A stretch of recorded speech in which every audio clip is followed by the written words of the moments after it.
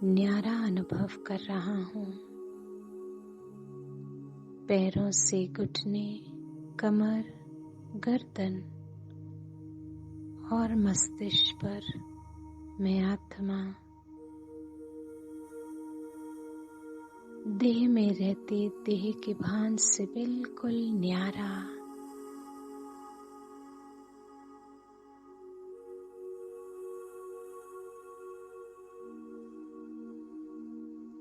बाबा की याद में स्थित होते ही जैसे बाबा एक सेकंड में मेरे सर के ऊपर और बाबा की किरणें मुझ आत्मा से पूरे शरीर में बहती हुई शक्तियां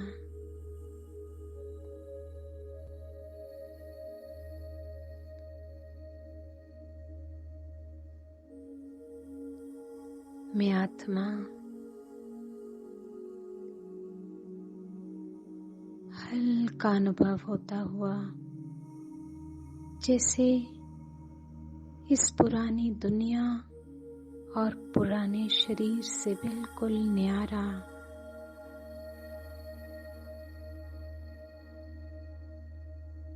और उड़ रहा हूँ अपने सूक्ष्म घर की ओर।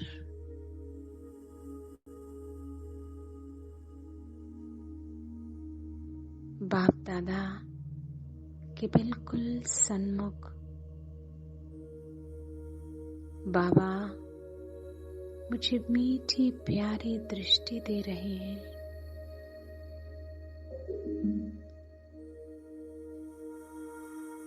बाबा की दृष्टि मेरे अंदर वो शक्ति जागृत कर रही है जिससे मैं ड्रामा को बहुत सुंदर से अपने हर किरदार ड्रामा में एक्यूरेट और खूबी से पार्ट को प्ले करूं।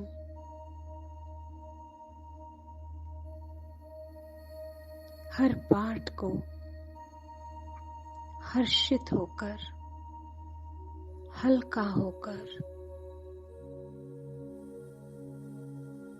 मैंने पार्ट को प्ले करने की वो शक्तियां बाबा से प्राप्त करते हुए और एहसास बाबा दिला रहा है कि बच्चे अब घर जाना है, तो आपने अपने हर पार्ट को बहुत सुंदर से, बहुत खुशी से निभाकर अपने घर को लौटना है।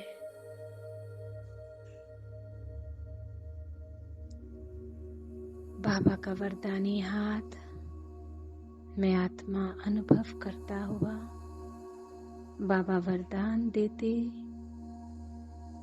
बच्चे आप हो संपूर्ण निर्विकारी हाईएस्ट पोजीशन को प्राप्त करने वाली आत्मा हो।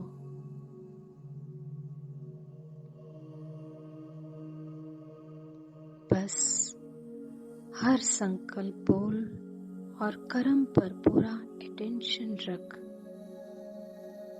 कि कर्म करते समय कि बाबा आपको करा रहा है, आप कर रहे हो। बच्चे इस स्मृति में हर कर्म करोगे तो कर्म का फल बहुत सहज प्राप्त हो जाएगा, क्योंकि याद और कर्म कराने वाले की स्मृति रहेगी तो वो कर्म में जरूर सफलता प्राप्त होगी। ये बाबा मेरे अंदर गहराई से एहसास कराते हुए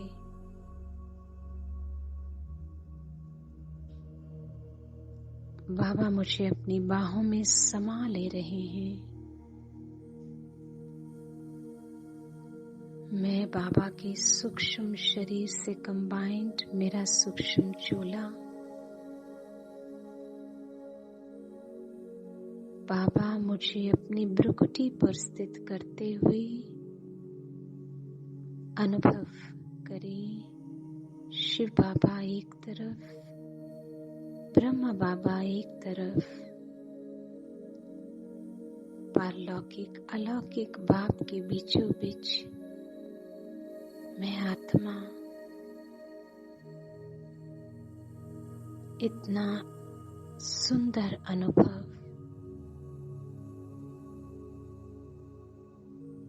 बाबा मेरे अंदर सारी शक्तियां और गुण भरते हुए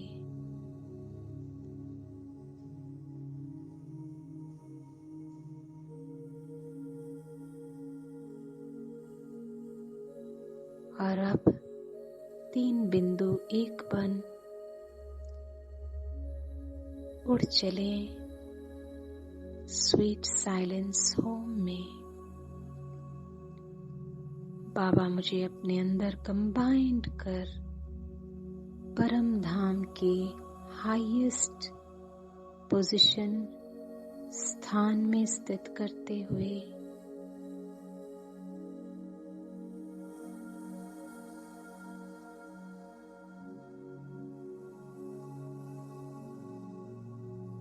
बहुत ही शक्तिशाली अपने को अनुभव करें। साइलेंस की शक्ति को, हाईएस्ट स्थान को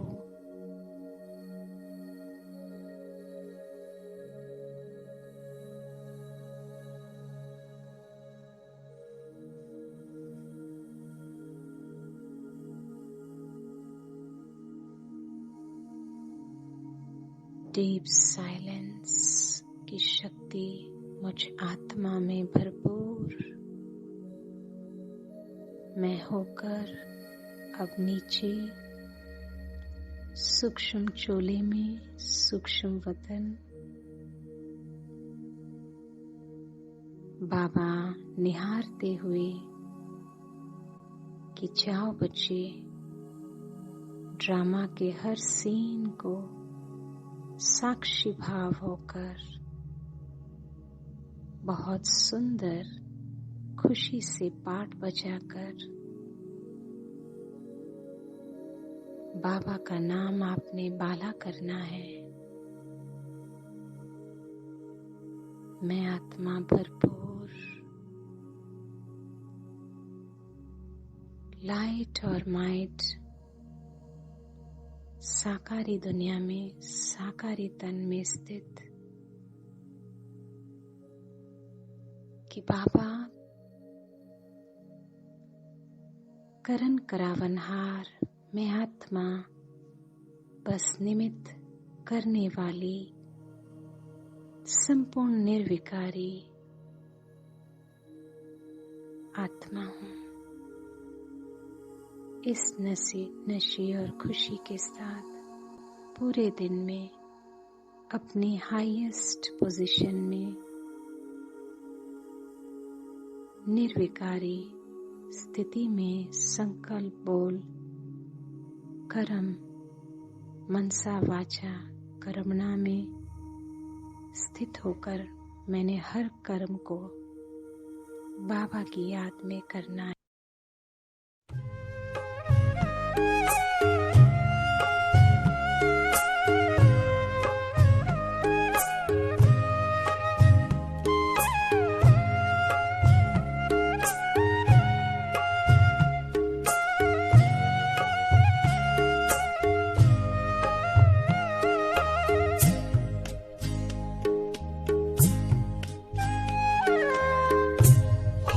गई चले घर, हो गई है शाम, चलो लौट चले घर। प्यारा पिता बुलाता, प्यारा पिता बुलाता, पूरा हुआ सफर, हो गई है शाम, चलो लौट चले घर।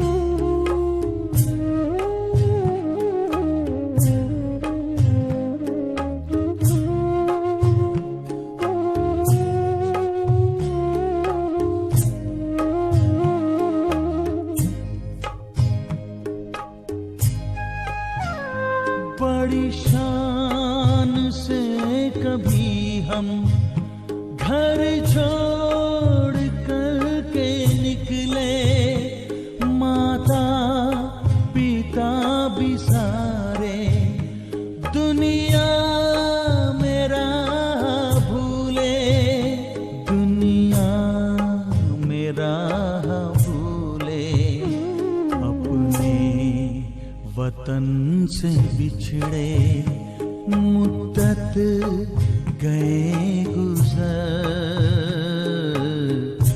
हो गई है शाम।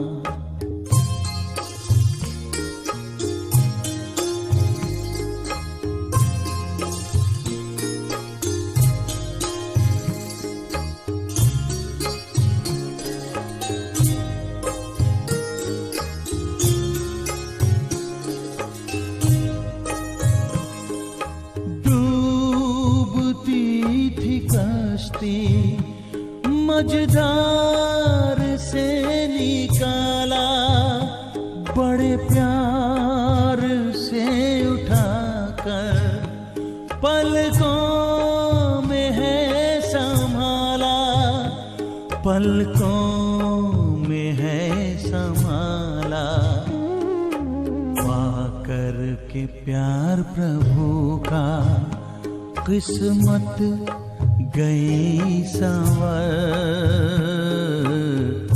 हो गई है शाम।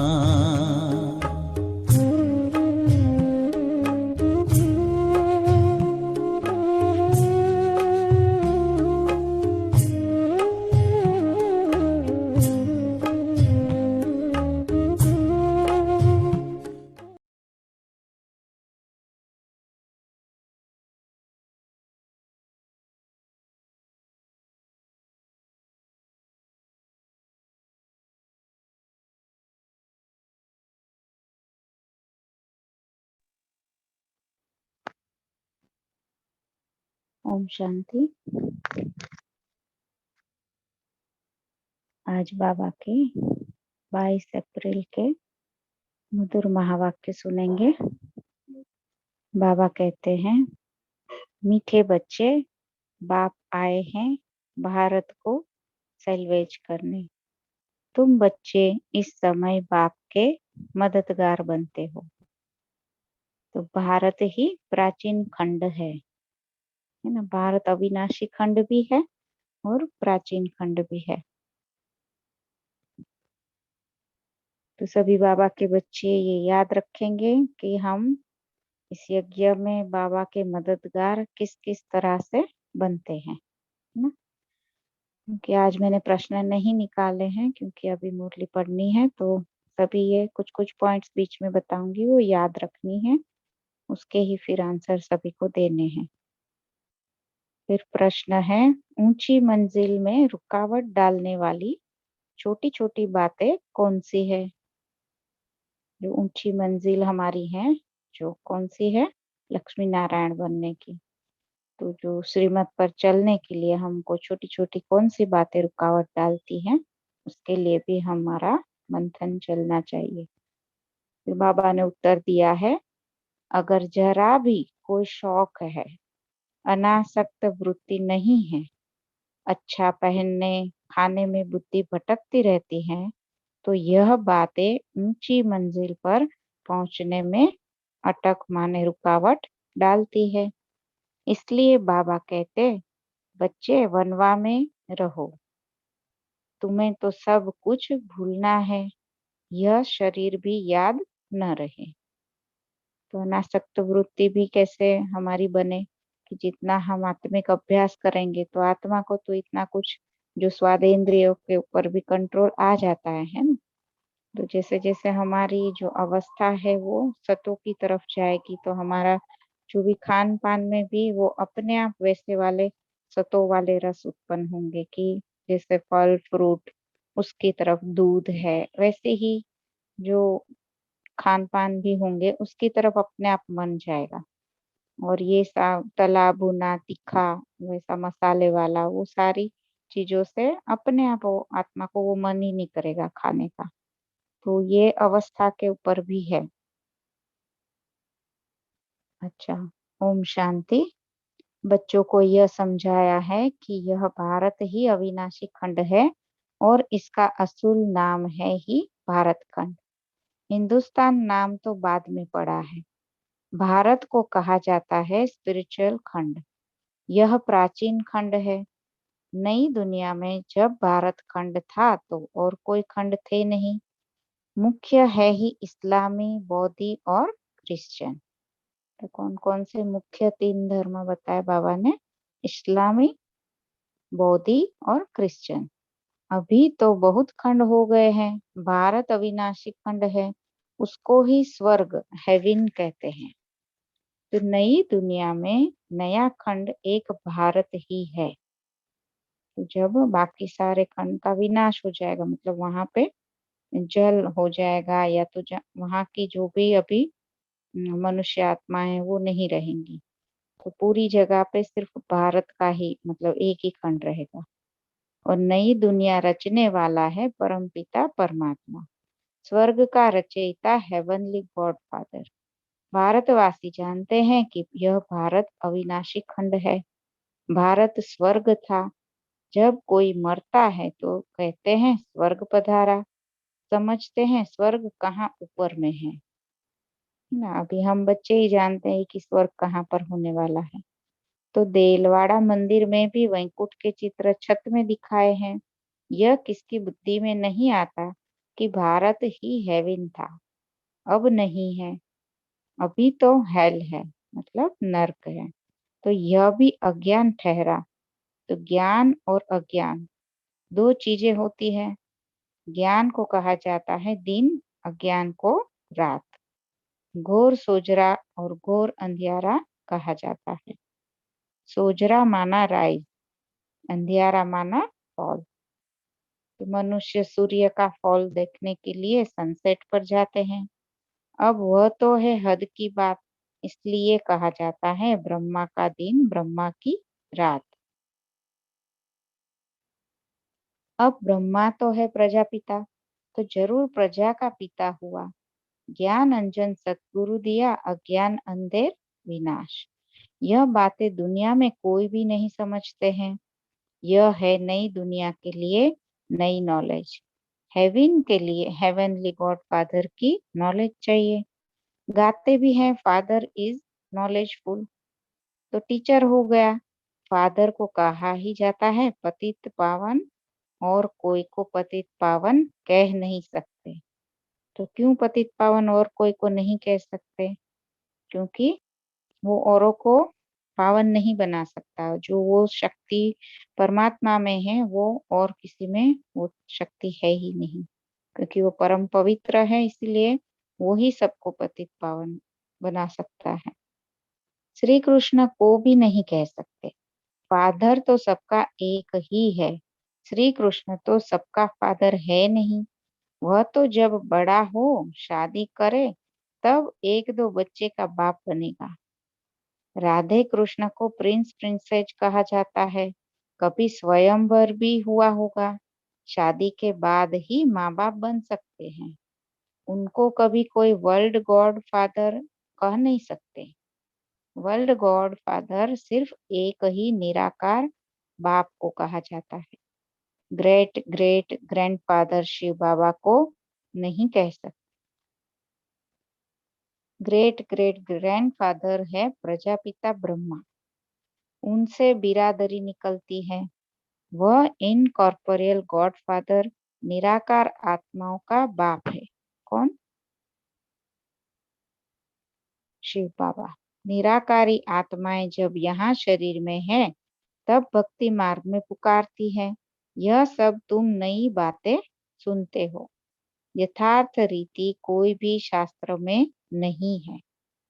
मतलब यथार्थ रीति माना जो अब बाबा समझा रहे हैं वो यथार्थ रीति है कि आत्मा पॉइंट ऑफ लाइट जो है प्रकाश स्वरूप, वैसा ही हमारा पिता भी है। तो ये हुई यथार्थ रीति। तो इस तरह से शास्त्रों में कहीं पर भी नहीं समझाया गया है। बाप कहते हैं मैं सम्मुख बैठ तुम बच्चों को समझाता हूँ, फिर यह ज्ञान सारा गुम हो जाता है। फिर जब बाप आए तब आकर यथार्थ ज्ञान सुनाए। बच्चों को ही सम्मुख समझाकर वर्षा देते हैं, फिर बाद में शास्त्र बनते हैं।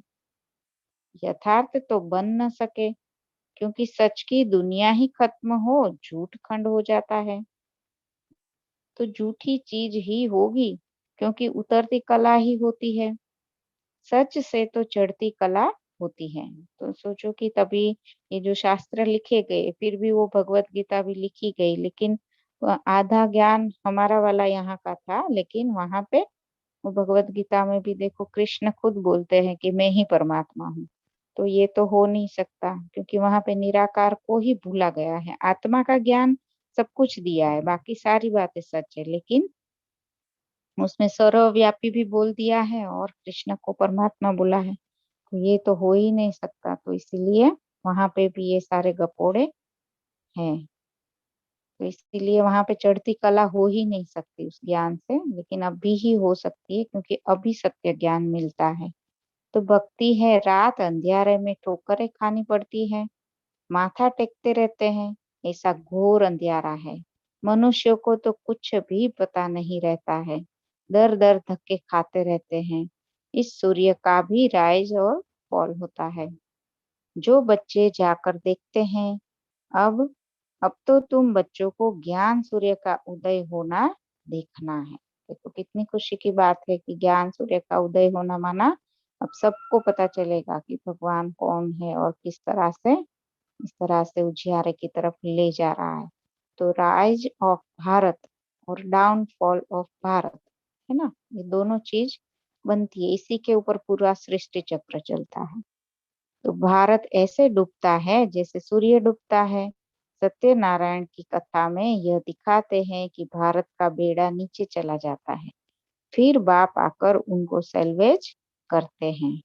तुम इस भारत को फिर से सैल्वेज करते हो। देखो कर तो बाबा रहा है, लेकिन फिर भी बाबा हम बच्चों को आगे करता है।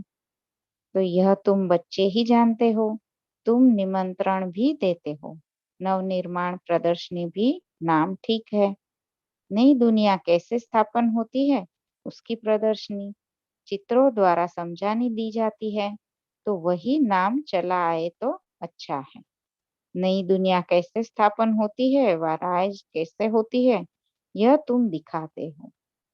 तो जरूर पुरानी दुनिया फॉल होती है तब दिखाते हैं कि राइज कैसे होता है।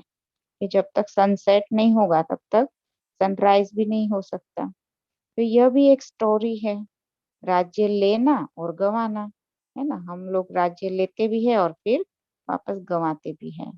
तो 5000 वर्ष पहले क्या था? कहेंगे सूर्यवंशियों का राज्य था, फिर चंद्रवंशी राज्य स्थापन हुआ। वह तो एक दो से राज्य लेते हैं, दिखाते हैं फलाने से राज्य लिया। वह कोई सीढ़ी नहीं समझते। यह तो बाप समझाते हैं कि तुम गोल्डन एज से सिल्वर एज में गए, सीढ़ी उतरते आए। यह 84 जन्मों की सीढ़ी है। सीढ़ी उतरनी होती है फिर चढ़नी भी होती है। डाउनफॉल का भी राज समझाना होता है। भारत का डाउनफॉल कितना समय, राइज कितना समय? तो फॉल एंड राइज ऑफ भारतवासी। विचार सागर मंथन करना होता है। तो आज कौन सी पॉइंट बाबा ने दी विचार सागर मंथन के लिए कि किस तरह से भारत को ही गिना जाता है कि भारत में ही भगवान भी आकर इस तरह से राइज करवाता है और फिर वापस हम नीचे जाते हैं। तो मनुष्य को टेम्पटेशन में कैसे लाए कि और फिर निमंत्रण भी देना है। भाइयों बहनों आकर समझो, बाप की महिमा तो पहले बतानी है। शिव बाबा की महिमा का एक बोर्ड होना चाहिए। पतित पावन ज्ञान का सागर, पवित्रता सुख शांति का सागर, संपत्ति का सागर, सर्व का सद्गति दाता, जगत पिता, जगत शिक्षक, जगत गुरु शिव बाबा से आकर अपना सूर्यवंशी चंद्रवंशी वर्षा लो। कितना अच्छा बाबा ने बताया है ना। बाबा की महिमा करना भी हम बच्चों को नहीं आता है तो वो भी बाबा हमें सिखाता है। तो मनुष्यों को बाप का पता पड़े, बाप की और श्री कृष्ण की महिमा अलग अलग है। अब जिन्होंने ये मिक्सिंग किया होगा उन्हों को ही फिर क्लियर भी करना होगा कि ये दोनों अलग अलग है। यह तुम बच्चों की बुद्धि में बैठा हुआ है। सर्विसेबल बच्चे जो हैं वे सारा दिन दौड़ा दौड़ी करते रहते हैं। अपनी लौकिक सर्विस होते भी छुट्टी ले सर्विस में लग जाते हैं। तो यह है ही ईश्वरीय गवर्नमेंट। खास बच्चियां अगर ऐसी सर्विस में लग जाए तो बहुत नाम निकाल सकती हैं, है ना। अभी तो बच्चियां भी सभी घर बैठे भी ऑनलाइन ये सेवाएं कर ही रही है। सर्विसेबल बच्चों की पालना तो अच्छी रीति होती ही रहती है क्योंकि शिव बाबा का भंडारा भरपूर है। जिस भंडारे से खाया वह भंडारा भरपूर, काल कंटक दूर। तो जब भी हम हमारे घर को भी बाबा का भंडारा ही समझ के उसमें से खाते हैं तो भी वो बाबा भरपूर रखता है क्योंकि हमने मन बुद्धि से उनको दे दिया है। तुम हो शिववंशी, वह रचता है, यह रचना है। बाबुल नाम बहुत मीठा है, शिव साजन भी तो है ना। शिव बाबा की महिमा ही अलग है। निराकार अक्षर लिखने से समझते हैं कि उनका कोई आकार नहीं है। बिलवेड मोस्ट शिव बाबा है, परम प्रिय तो लिखना ही है। तो इस समय लड़ाई का मैदान उनका भी है तो तुम्हारा भी है। शिव शक्तियां नॉन वायलेंस गाई जाती है परंतु चित्रों में देवियों को भी हथियार दे हिंसा दिखाती है। तो भक्ति मार्ग में क्या क्या झूठ बताया गया है वो बात बाबा अभी बता रहे हैं कि देवियों के हाथ में भी हथियार देखा दिया तो जैसे राक्षसों का तो स्थूल राक्षसों का तो संहार नहीं किया होता है लेकिन वो आत्मा की स्मृति है कि जब हम वैसी देवी स्वरूप में होते हैं तो हमारे मन वाले जो भी विकार है विकार रूपी राक्षसों को हम मारते हैं। तो वास्तव में तुम योग अथवा याद के बल से विश्व की बादशाही लेते हो। तो हम किस तरह से विश्व की बादशाही लेते हैं ये भी सोचना चाहिए कि जितना जितना हम हमारे ही विकारों पर जीत पाते हैं और आत्मिक स्मृति में हमारे कर्मेंद्रियों के राजा बनते हैं तो ही हम विश्व की बादशाही भी पा सकते हैं। हथियारों आदि की बात ही नहीं है। गंगा का प्रभाव बहुत है, बहुतों को साक्षात्कार भी होगा। भक्ति मार्ग में समझते हैं कि गंगा जल मिले तब उद्धार हो, इसलिए गुप्त गंगा कहते रहते हैं। अब देखो वो गुप्त गंगा कौन है, अभी जो हम सुन रहे हैं वही तो है ना ज्ञान गंगा। तो कहते हैं बाण मारा और गंगा निकली। तो गौमुख से भी गंगा दिखाते हैं, मतलब गौमुख कौन सा, ब्रह्मा बाबा का जो है उसको गौमुख भी बोलते हैं और हम भी जब ज्ञान सुनाते हैं तब हमारा भी वो गौमुख कहा जाता है। तो तुम पूछेंगे तो कहेंगे कि गुप्त गंगा निकल रही है। त्रिवेणी पर भी सरस्वती को गुप्त दिखाया है। मनुष्यों ने तो बहुत बातें बना दी है, यहाँ तो एक ही बात है, सिर्फ अल्फ बस। अल्लाह आकर बहिष्ठ स्थापन करते हैं, खुदा हेवन स्थापन करते हैं, ईश्वर स्वर्ग स्थापन करते हैं। वास्तव में ईश्वर तो एक है। यह तो अपनी अपनी भाषा में भिन्न भिन्न नाम रख दिए हैं परंतु यह समझते हैं कि अल्लाह से जरूर स्वर्ग की बादशाही मिलेगी। यहाँ तो बाप कहते हैं मन मना भव, बाप को याद करने से वर्षा जरूर याद आएगा। रचता की रचना है ही स्वर्ग। ऐसे थोड़े ही कहेंगे कि राम ने नर्क रचा। भारतवासियों को यह पता ही नहीं कि निराकार रचता कौन है। तुम जानते हो कि नर्क का रचता रावण है, जिसको जलाते हैं। तो कोई हमसे आर्ग्यूमेंट भी करता है तो हमें पूछना चाहिए कि अच्छा फिर रावण को जलाते क्यों है ना? और हर बार जलाते फिर भी दूसरे साल क्यों जला रहे? तो रावण माना क्या है, हमारे जो भी विकार है जो द्वापर से शुरू होते हैं, तो पूरा नर्क शुरू होता है। तो वो गुप्त में है ना, जिसको स्थूल में दिखाया है। तो रावण राज्य में भक्ति मार्ग का सैपलिंग कितना बड़ा है। रावण का रूप भी बड़ा भयंकर बनाया है।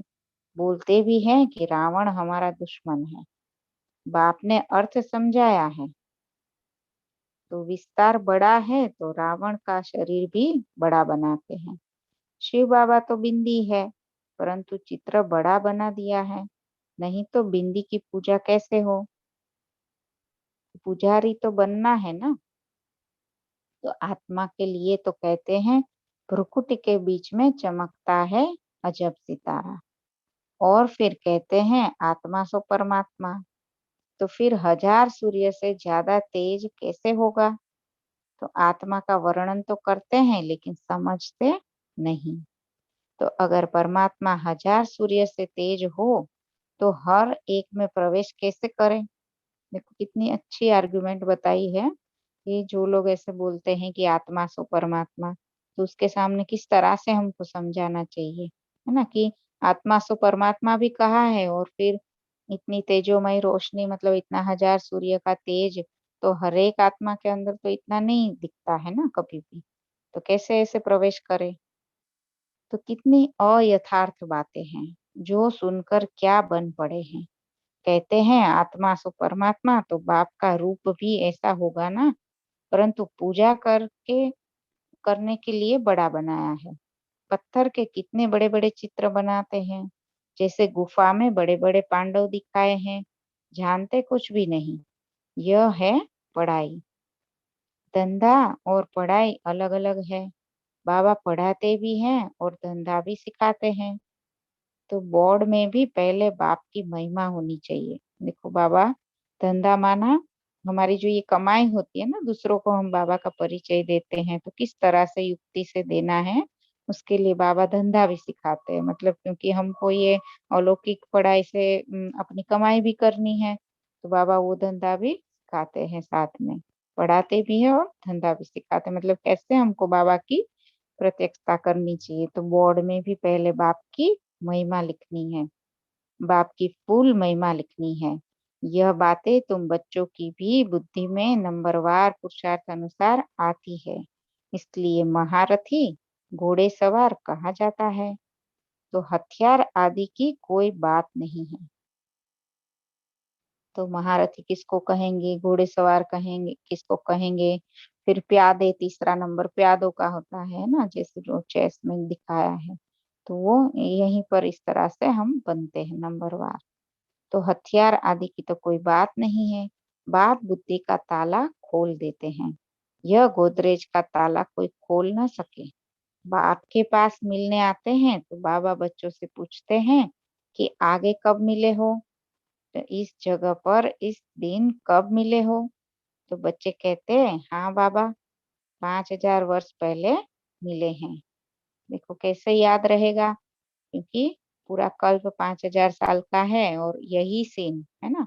जैसे अभी भी हम सब मूल्य सुन रहे हैं, जिस अवस्था में, जैसे लॉकडाउन में, तो सेम टू सेम होना ही है। देखो पहले भी हुआ था, अभी भी वही ड्रामा रिपीट होता है। तो हम यही स्वरूप में सभी से वापस 5000 साल के बाद मिलेंगे। तो अब यह बातें ऐसे कोई पूछ ना सके। और कोई पूछेगा, कोई लौकिक में और कोई साधु सन्यासी ऐसी बातें पूछ ना सके, क्योंकि उनको ये 5000 साल वाला जो हूबहू रिपीट होता है ये पता ही नहीं है। तो कितनी गुह्य समझने की बातें हैं। कितनी ज्ञान की युक्तियां बाबा समझाते हैं, परंतु धारणा नंबरवार होती है। तो हमें धारणा क्यों नंबरवार होती है, ये इसके ऊपर भी सभी को मनन चिंतन करना है ना, कि नंबरवार क्यों होती है। क्योंकि हमारी जो अंदर की आत्मिक अवस्था है, हमारी जो भी खान पान की शुद्धि, चाहे जो भी वायुमंडल में हम रहते हैं, सबका मतलब असर होता है। और मेन तो आत्मा का भी अपने ऊपर जितना जागृत अवस्था रखेंगे, उतना ही हमारी धारणा भी बहुत जल्दी जल्दी होगी।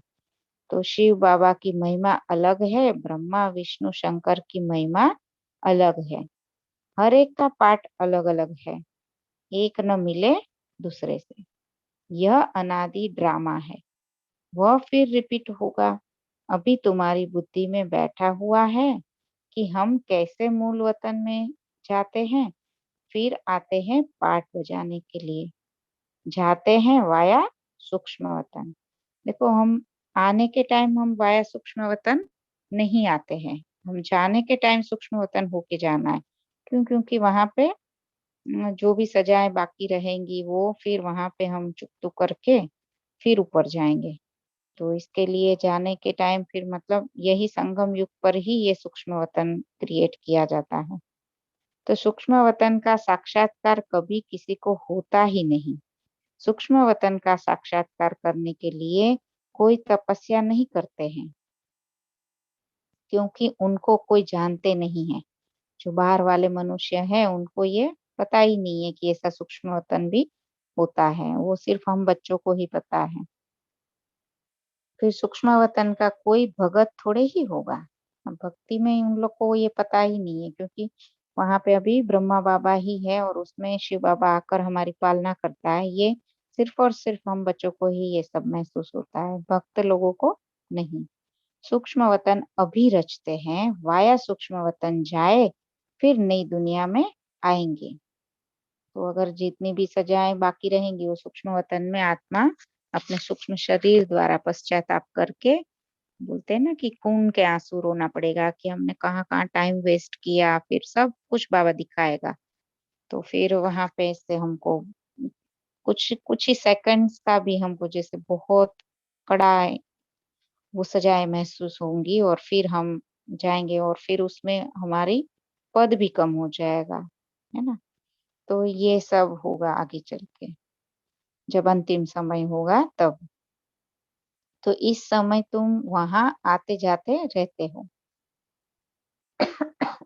देखो, हम बच्चे अभी सूक्ष्म वतन में जाते हैं, जैसे संदेशियां भी भोग संदेश लाती है, तो सूक्ष्म वतन में जाकर ही लाती है, क्योंकि वहां पे संकल्पों से बात होती है। तुम्हारी सगाई हुई है, यह फिर पियर घर है। विष्णु को पिता नहीं कहेंगे, वह है ससुर घर, है ना। जैसे हम नीचे उतरेंगे तो फिर वो ससुर घर है। तो जब कन्या ससुर घर जाती है तो पुराने कपड़े सब छोड़ जाती है। तुम पुरानी दुनिया को ही छोड़ देते हो। तुम्हारे और उनके वनवा में कितना फर्क है। तुमको भी बहुत अनासक्त रहना चाहिए। देह अभिमान तोड़ना है। ऊंची साड़ी पहनेंगी तो झट देह अभिमान आ जाएगा, है ना। मतलब ऊंची साड़ी माना बाबा बोलते हैं कि इतना ठाट माट वाला कुछ भी हमको श्रृंगार नहीं करना चाहिए। तो ऐसी कुछ हैवी साड़ियां वगैरह ऐसे कुछ पहनते हैं कपड़े, तो फिर देह अभिमान आता है कि देखो मैं कितनी खूबसूरत दिखती हूँ, है ना। फिर ऐसा ध्यान जाएगा देह के ऊपर। तो मैं आत्मा हूँ यह भूल जाएगा। इस समय तुम हो ही वनवाह में। वनवाह और वानप्रस्थ एक ही बात है। शरीर ही छोड़ना है तो साड़ी नहीं छोड़ेंगी क्या। देखो बाबा कैसे बोलते हैं। हल्की साड़ी मिलती है तो दिल ही छोटी हो जाती है। इसमें तो खुशी होनी चाहिए, अच्छा हुआ जो हल्का वस्त्र मिला, है ना। तो देखो, बाबा हर एक की अंदर की बातें जानता है, तो कहीं ना कहीं ऐसा कुछ बच्चों में हुआ रहेगा। तो ऐसा नहीं है कि सिर्फ कलर वाले कपड़ों वाले को ही होता है, लेकिन दूसरों को भी होता है। जैसे समर्पित लोगों को भी कभी कभी होता है कि महंगी वाली व्हाइट साड़ी ही चाहिए, उसमें सस्ती वाली किसी ने दे दी तो दिल थोड़ा सा वो छोटा हो जाता है। तो यही बात बाबा बोलता है, तो किसी को भी ऐसा नहीं सोचना चाहिए कि ऐसे सोचना कि अच्छा हुआ जो हल्का वस्त्र मिला। अच्छी चीज को संभालना पड़ता है। यह पहनने खाने की छोटी छोटी बातें भी ऊंची मंजिल पर पहुंचने में अटक डालती है, क्योंकि उसमें कितना हमारा समय संकल्प वो सारा कुछ वेस्ट हो जाता है ना, फिर उसमें जमा का खाता तो बनता ही नहीं है वो संकल्प से। अभी ही देखो, जैसे अभी हम नहीं करेंगे तो जैसे लॉकडाउन हुआ है तो हमको तो घर में ही बैठना है, तो जैसे कुछ भी सादे कपड़े में ही हम 2 जोड़ी कपड़े में भी पूरा पूरा एक एक 2 2 महीना निकाल देते हैं कि कहाँ किसको। तो देखो कितना हमारा देहभान भी इस चीज से हट रहा है। नहीं तो पहले किधर हमको जाना होता है तो दूसरों को दिखाने के लिए भी हम अच्छे कपड़े पहनते हैं बाहर से। तो वो तो सारी चीजें जैसे अभी अपने आप निकलती जाती है। तो बाबा बोलते हैं कि मंजिल बहुत बड़ी है। कथा में भी सुनाते हैं ना कि पति को कहा यह लाठी भी छोड़ दो। बाप कहते हैं यह पुराना कपड़ा पुरानी दुनिया सब खलास होनी है। इसलिए इस सारी दुनिया से बुद्धि योग तोड़ना है। इसको बेहद का संन्यास कहा जाता है। सन्यासियों ने तो हद का संन्यास किया है, अब तो फिर वे अंदर आ गए हैं। तो सब सन्यासियों का भी बाबा को सब पता है कि वो भी अभी गांव में शहरों में रहने लगे हैं और वो भी टीवी देखने लगे हैं। बाहर से सन्यासी है लेकिन पूरा पूरा विकारों में जाते हैं। तो आगे तो उन्होंने बहुत ताकत थी। उतरने वालों की महिमा क्या हो सकती है। नई नई आत्माएं भी पिछाड़ी तक आती रहती हैं पाठ बजाने। उनमें क्या ताकत होगी। तुम तो पूरे 84 जन्म लेते हो। यह सब समझने के लिए कितनी अच्छी बुद्धि चाहिए। सर्विसेबल बच्चे सर्विस में उछलते रहेंगे। ज्ञान सागर के बच्चे ऐसे भाषण करें जैसे बाबा उछलता है। इसमें फंक नहीं होना है।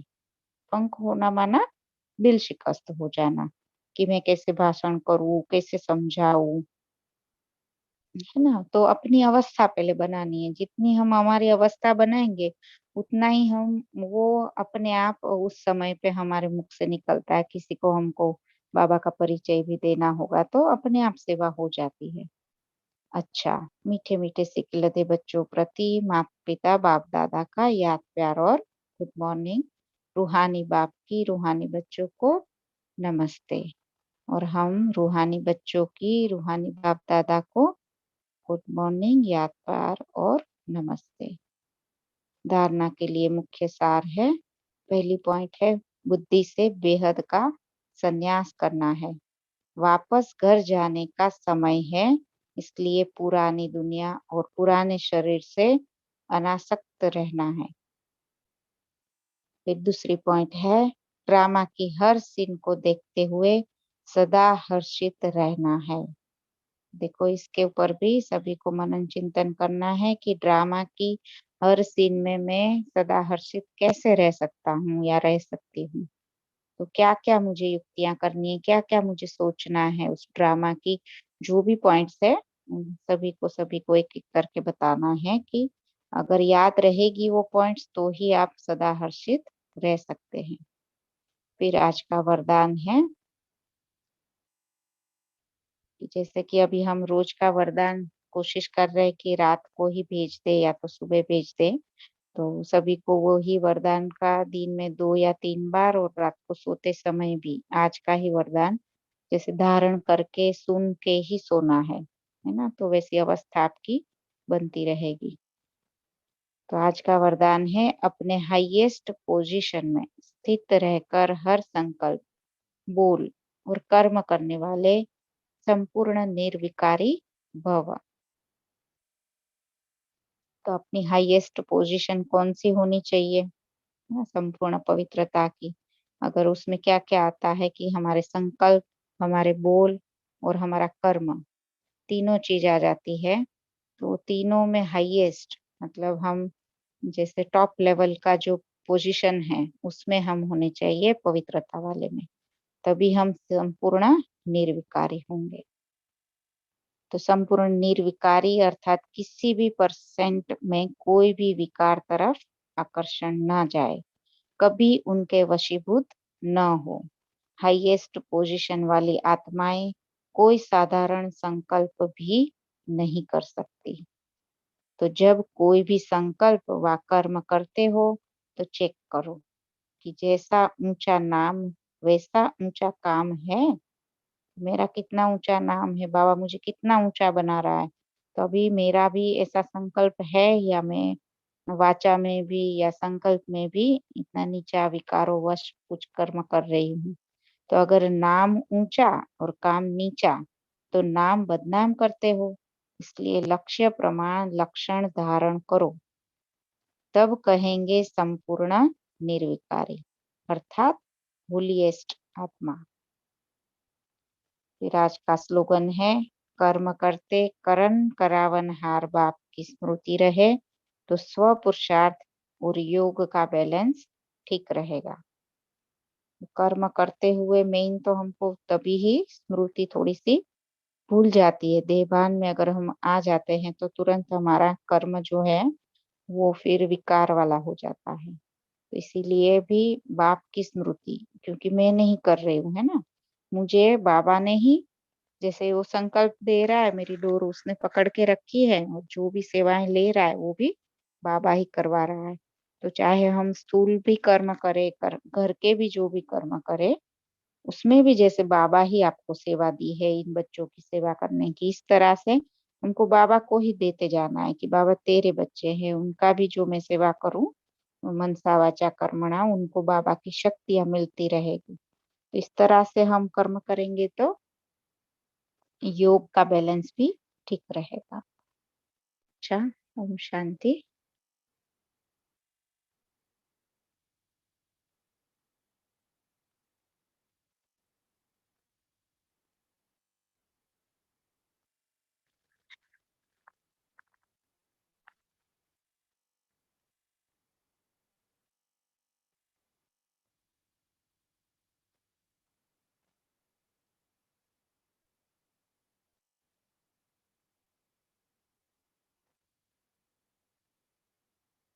अभी सबको अनम्यूट करते हैं, फिर सभी बारी बारी जवाब देंगे।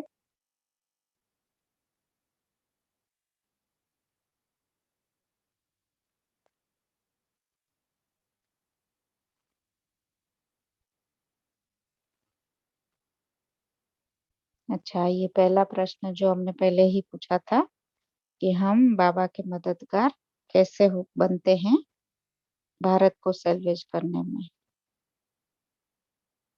और भारत ही प्राचीन खंड कैसे बताया है बाबा ने।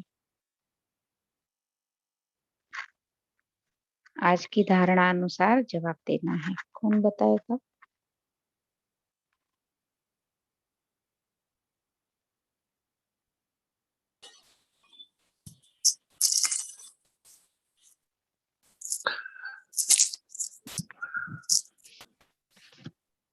जी प्रेम प्रकाश भाई बताइए। शुक्रिया। ओम शांति पवित्रात्मा। भारत को स्पिरिचुअल खंड कहा जाता है, हेवन ऑफ गॉड। पहले इस्लामी, बौद्ध, क्रिश्चियन 3 धर्म मुख्य थे। बाद में परमात्मा की कृपा से आज बाबा को बेहद खूबसूरत आध्यात्मिक शब्दों को नवाजा है और फिर हेवन ऑफ गॉड इसको बनाया। मैं तो विस्तार में सब थोड़ा सुन पाया आपको। ओम शांति। और कौन बताएगा? ओम शांति। बाबा ने जी क्या हमें बेहद की अनासक्त वृत्ति में जाना है, पुरानी दुनिया और पुराने शरीर को भूलना है, तभी हम बाबा के ज्ञान को पूरे धारण कर पाएंगे और फिर हम लोगों का अनन्य आत्माओं की सेवा भी कर पाएंगे। बाबा ने कहा ड्रामा की हर सीन को हमें साक्षी होके देखना है और चढ़ती सीढ़ी चढ़ना और उतरना ये भी ड्रामा में नूद है। बाबा ने कहा या स्मृति में रखो कि भारत का मतलब फॉल कैसे हुआ और राइज कैसे हुआ, जिसके लिए बाबा सनसेट और सनराइज की भी एज एग्जाम्पल दे रहे हैं।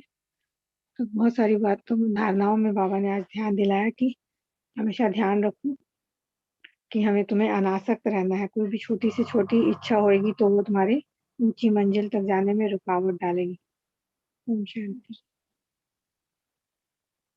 जी कुछ नहीं थी। बाद में पूछूं, पहले खत्म कर लेते और किसको बताना है? सुजाता बहन बोलिए। ओम शांति बहन। आज बाबा ने यही कहा है बच्चों के लिए, ये इंस्ट्रक्शन दिया है कि तुम इस भारत को फिर से सैल्वेज बनाना है। ये सबसे बड़ी आज की पढ़ाई है। और भारत ही अविनाशी खंड रहा है, यहीं पर स्वर्ग का निर्माण होगा। एक ही भारत ही खंड, यहीं से होना है सब चीजें। तो बहुत बड़ी जिम्मेदारी है हमारे कंधों पर। आज की मुरली में बाबा ने सृष्टि चक्र का भी बताया, राइस एंड फॉल, डाउनफॉल, कैसे भारत का डाउनफॉल हुआ। जब देवताएं वान मार्ग से उतरे तभी डाउनफॉल हुआ। जब पवित्रता खंडित हुई तभी से पर्सनल डाउनफॉल होना चालू हुआ। और आत्मा विकर्म विनाश में लग गई द्वापर युग से। कैसे डाउनफॉल हुआ ये बताया आज बाबा ने। और हमारे परिवर्तन से ही भारत का सैल्वेज होना। तो जी। स्व परिवर्तन से विश्व परिवर्तन, इसका स्लोगन दिया बाबा ने। और आज बाबा ने हमको मददगार होने के लिए भी बोला, और किस किस तरह से हम मददगार बनेंगे ये भी युक्तियां आज बाबा ने बताई है ना। प्रदर्शनी के बारे में बोला भगवान। जी, फिर बोर्ड लगाना चाहिए, उसमें बाबा की महिमा कैसे करनी है वो भी बाबा ने बताया। बहुत सारा कुछ बाबा, जो हमको जिस दिन की भी मुरली चलती है ना, कि ऊंची साड़ी नहीं पहनने को बोला, मतलब इतना ठाट माट वाला नहीं पहनना है। उसके पीछे का रीजन भी बताया कि फिर हमारा देहभान की तरफ वो ध्यान जाएगा ना, अच्छा दिख रहे हैं ऐसा, तो वो भी ध्यान नहीं जाए, इसके लिए भी बाबा बोलते हैं कि मतलब फिर ससुर घर में तो हमको मिलना ही है, जैसे स्वर्ग में जाएंगे वहां पे तो हम हर 3 घंटे में कपड़े चेंज करेंगे। तो अगर यहाँ पे ज्यादा मन करता है तो वो स्वर्ग का थोड़ा देख लेने का, कि अभी ये समय है कि बाहर देखो माहौल कैसा है, हमको इन सारों को सेल्वेज भी करना है, सबको हेल्प करनी है। तो इस समय में ये सब चीजें नहीं कर सकती देवभान वाली। तो अगर मन बुद्धि वहां पे जाती है तो फिर हमारा कितना टाइम वेस्ट और संकल्प भी वेस्ट हो जाता है ना। ओम शांति बहन, जैसा कि आपने भी बताया, जब कन्या ससुर घर जाती है तो पुराने कपड़े छोड़ जाती है, हम पुरानी दुनिया ही छोड़ जाते हैं। हमको भी बेहद अनासक्त, अनअटैच्ड रहना है। मीन्स देह अभिमान छोड़ना है, बॉडी प्राइड्स को भूल जाना है, ड्रामा के हर सीन देखते हुए भी हर्षित रहना है, खुश रहना है। संपूर्ण निर्विकारी, अर्थात किसी भी परसेंट में कोई भी विकार तरफ आकर्षण न जाए, कभी उनके लिए वशीभूत ना हो, नेवर बी अंडर देम। और ऊंची साड़ी पहनने से अभिमान आता है। हमारे यहाँ मोस्टली मैं देखता हूँ कि कांचीवरम, रेशमी, बनारसी शालू, शिफॉन सिल्क, काशी सिल्क, तरह तरह की साड़ियां सब पहनती हैं और अपने इतराती हैं, इतलाती हैं। जबकि हमारे अध्यात्म में बताया गया है कि सिंपली व्हाइट साड़ी, क्योंकि हमारे जीवन से रंग ही निकल जाता है, हम रंग विहीन हो जाते हैं, हम तो केवल अध्यात्म की तरफ आकर्षित होते हैं, हमें केवल बाबा दिखता है, इसके अलावा कुछ दिखता ही नहीं है। तो इन साड़ियों को, जैसा बाबा ने बताया, ऊंची साड़ी पहने से अभिमान आता है। तो एक्चुअल बिल्कुल सही कहा ना। आज का स्लोगन भी बहुत बढ़िया है, कर्म करने से करावन हार की बाप की स्मृति है। तो पुरुषार्थ और योग का बैलेंस इक्वल रहेगा, बराबर रहेगा, ठीक रहेगा। ओम शांति है। और जैसे हमको पुराना वस्त्र ही यहाँ पे छोड़ जाना है, मतलब अभी हम आत्मा की बात हो रही है और पुराना वस्त्र है ये देह है, तो इस देह को ही हमको छोड़कर जाना है। तो सिर्फ बची तो मैं आत्मा, तो फिर वहां पे वो ये पहनावा और उस सब में बुद्धि अपने आप कम हो जाती है। तो उतना ही अगर मन करता है तो ये सोच लेना चाहिए कि हमारा कहीं ना कहीं वो देह भान अभी भी बहुत बना हुआ है। फिर प्राचीन खंड के लिए बाबा ने बताया, क्योंकि देखो हमें नशा चढ़ाने वाली बात भी बाबा ने बताई कि आप ही वो बच्चे हो, है ना, जिन्होंने 84 जन्म लिए हैं। तो सोचो सबसे पहले हम नीचे आए थे जब यही धरा स्वर्ग थी। तो हम कितने पुराने हैं सभी से, जो भी इस्लामी, बौद्धिक, क्रिश्चियन धर्म की आत्माएं हैं वो भी बाद में आई है द्वापर के बाद, तो उससे भी पहले हम आए हैं, है ना। तो हम ही बड़े हैं सभी से। तो ये भी तो हमें बहुत नशा रहना चाहिए कि हमारा ही 84 जन्म, मतलब अभी हम वही राइज की तरफ जा रहे हैं, और अभी जैसे बाहर की दुनिया जो है वो तो अभी फॉल का पूरा मतलब एंड तक आ चुका है, और अभी हमको तो नई दुनिया का वो नशा रहता है। तो इसलिए भी हमारा मन यहाँ से, जैसे बताया ना, कन्या कोई उसकी शादी होने वाली होती है तो फिर बोला ना आज बाबा ने कि तुम्हारी सगाई हुई है, तो हमारी सगाई हुई है तो फिर साजन के साथ वो आत्मा की सगाई होती है। फिर इस गुणों और शक्तियों से आत्मा सजती संवरती है, और फिर अपने दूल्हे के साथ मतलब परमात्मा शिव दूल्हे के साथ सारी पार्वतियां शादी मना के जाएगी। और फिर जिन्होंने जिन्होंने नहीं इतना पुरुषार्थ किया होगा उनका फिर जैसे बाबा ने सूक्ष्म वतन का भी राज बताया है ना। फिर पीछे पीछे तो सब बाराती भी बन के जाएंगे, लेकिन हमको डिसाइड करना है कि हमें रजनी बनना है या बाराती बनना है। तो फिर सूक्ष्म वतन का भी एक राज बाबा ने बताया, वो उसके लिए कौन बताएगा? ओम शांति दीदी। जी बाबा ने कहा है सूक्ष्म वतन अभी संगम पर रचाया है। हम जब स्वर्ग में जाएंगे भाया शांतिधाम होकर जाएंगे, लेकिन जब स्वर्ग से उतरेंगे तभी मैंने नहीं होगा सूक्ष्म वतन। अभी ही सूक्ष्म वतन रचा है संगम पर।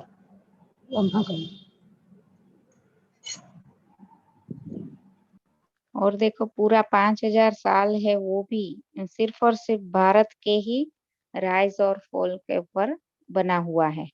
बाकी सारी आत्माएं तो जैसे बोले ना वो बीच वाले छोटे एक्टर्स हैं, तो वो बीच में आएंगी और फिर अंतिम समय में वो लोग अपने हिसाब किताब चुकतो करके जाएंगी। लेकिन मेन हीरो पार्टधारी कौन? हम बच्चे ही है ना। जो ये सूक्ष्म वतन का भी जो राज समझाया वो बाहर के जो भक्त लोग होंगे उनको नहीं पता है, तो वो लोग वहां पे योग करेंगे नहीं। लेकिन हम तो अभी क्या करते हैं, सूक्ष्म वतन में आते हैं और जाते हैं, है ना। तो ब्रह्मा बाबा के साथ हम जब रूरिहान भी करते हैं तो सूक्ष्म वतन में जाकर करते हैं। तो ये सिर्फ और सिर्फ हम बच्चों का ये भाग्य है कि भगवान खुद सूक्ष्म वतन की रचना भी करता है, और फिर बताया कि आप ही बच्चे वाया सूक्ष्म वतन जाएंगे, है ना। तो वहां पे ही ट्रिब्यूनल बैठेगी, जो भी अष्ट रतन है आत्माएं उसमें मम्मा बाबा भी होंगे सभी, और तभी ट्रिब्यूनल बैठेगी और थोड़ी सी सजाएं खाकर जिनको जिनको जाना है वो उस तरह से फिर जाएंगे। क्योंकि ये सब में भी बाबा इन्वॉल्व नहीं होगा, इसीलिए उन्होंने ये सूक्ष्म वतन बनाया है। तो इसके लिए फिर ये भी है कि बाबा हमेशा देने वाला ही बनता है, वो सजा भी नहीं देता है।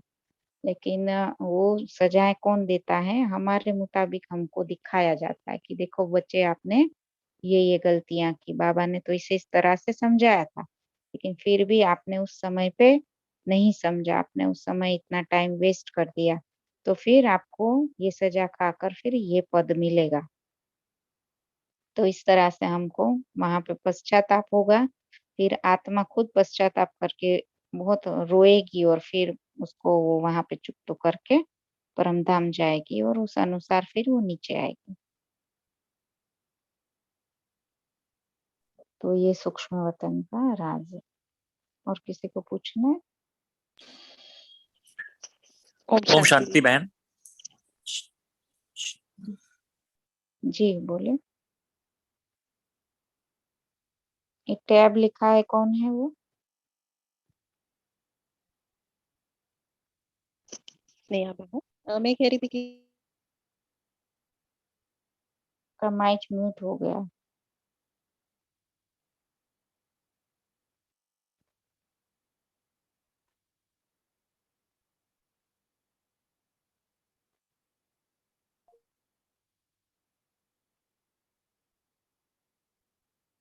जी बोलिए।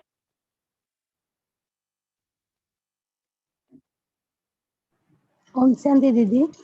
जी आज जो बोला है बाबा ने, जो पतियों को कहा है लाठी छोड़ना है, उसका मीनिंग क्या है? क्या बोला? वो कहते हैं ना जब ससुर घर जाते हैं उस छोड़ना पड़ता है, वो पतियों इस हाँ दुनिया में भी हाँ, वो स्टोरी बनी है ना कि लाठी को भी छोड़ दो, मतलब कोई एक ऐसी कहानी है कि वो अंतिम समय में भी वो अपनी लाठी को नहीं छोड़ते हैं, तो बोले कि लाठी को तो छोड़ दो, क्योंकि शरीर ही नहीं है तो लाठी को भी कौन पकड़ेगा ना, आत्मा को ही जाना है। तो इस अनुसार हम कुछ भी चीजों को पकड़ के रखते हैं कि इसको भी, अब देखो आत्मा अकेली ही इस शरीर के साथ जो भी संबंध है, वो सारी लाठियां तो बना के हमने रखी हुई है अभी। तो हमको लगता है कि ये भी चले ये भी चले, लेकिन कोई नहीं चलने वाला है। चाहे अलौकिक में आपके साथ कुछ फैमिली जुड़ी है, हम बच्चे भी जुड़े, लेकिन हम सभी को अकेले ही जाना है, क्योंकि ऊपर से आए भी थे अकेले ही आए थे, फिर नीचे आकर हमारे जो भी यहाँ के कर्म अनुसार हमारे जो भी संबंध बनते हैं, और उसको एक नाटक के जैसे हम प्ले करते रहते हैं। ये इसीलिए ड्रामा की स्मृति बहुत जरूरी है। तो इससे ही आप अपने आप को डिटैच कर पाते, ये सारे ड्रामा के जो भी पार्ट्स है, 84 जन्म है, तो आत्मा खुद ही उसके पूरे 84 जन्मों को देखेगी, शांति में एकांत में बैठकर। उसको ही साक्षी दृष्टा कहा जाता है। इसके लिए बार बार ये अभ्यास करना है, मैं आत्मा इस शरीर से अलग हूँ, और इस ड्रामा में जो रोल है मेरा, उस रोल से अलग हूँ। ये पार्ट है, मुझे पार्ट मिला है अभी। तो इस तरह से हमको हर हमारे पार्ट को देखना है साक्षी होकर, बार बार देखो। उससे भी आपको अपने आप स्मृति रहेगी कि हाँ मैं आत्मा अलग हूँ, और तुरंत आप बाबा याद रहेगा। तो ये अभ्यास इतना प्यारा और मीठा है कि कुछ भी आपको संकल्प आ रहा है, या किसी के प्रति भी कुछ हो, घृणा भाव आता है, कुछ हमारे साथ होता है, तो आप तुरंत इस बात को समझ पाओगे। हाँ, एकदम से नहीं होगा, थोड़े दिन में, थोड़े समय रहेगा, फिर धीरे धीरे आपको कुछ घंटों में आ जाएगा, और फिर ऐसी अवस्था हमारी बनती जाएगी। इसीलिए इस अवस्था का अभ्यास सबसे ज्यादा अभी जरूरी है। ओम शांति पवित्र आत्मा। अभी जो मैं आपको सुन रहा था, आज बाबा को बेहद खूबसूरत आध्यात्मिक शब्दों से नवाजा है। पतित पावन, ज्ञान का सागर, पवित्रता की मूर्ति, सुख शांति का सागर, संपत्ति का सागर, सर्व का सदगति दाता, जगत पिता, जगत शिक्षक और जगत गुरु। तो आज बहुत ही अच्छा रहा ये बाबा खान जो आकर्षण दिया।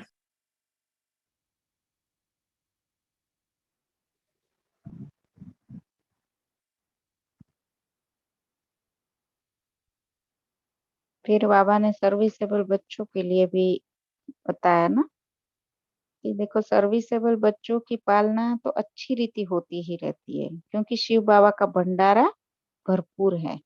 तो जो अपनी श्रेष्ठ स्थिति रख के जो सेवा करते हैं, उनकी पालना भी बाबा बहुत अच्छे से करता होता है। और पालना माना क्या, देखो हमको ये भी होता है ना कि बाबा पालना कर रहा है कि नहीं कर रहा है। अगर आपको स्थूल रीति भी सभी का सहयोग मिलता जाता है, धीरे धीरे जो आत्माएं आपकी विरोधी होती है वो भी सहयोगी बन जाती है। फिर आपको अलौकिक फैमिली में भी सब जगह से सहयोग मिलना चालू हो जाता है, सामने से सेवा की ऑफर की जाती है।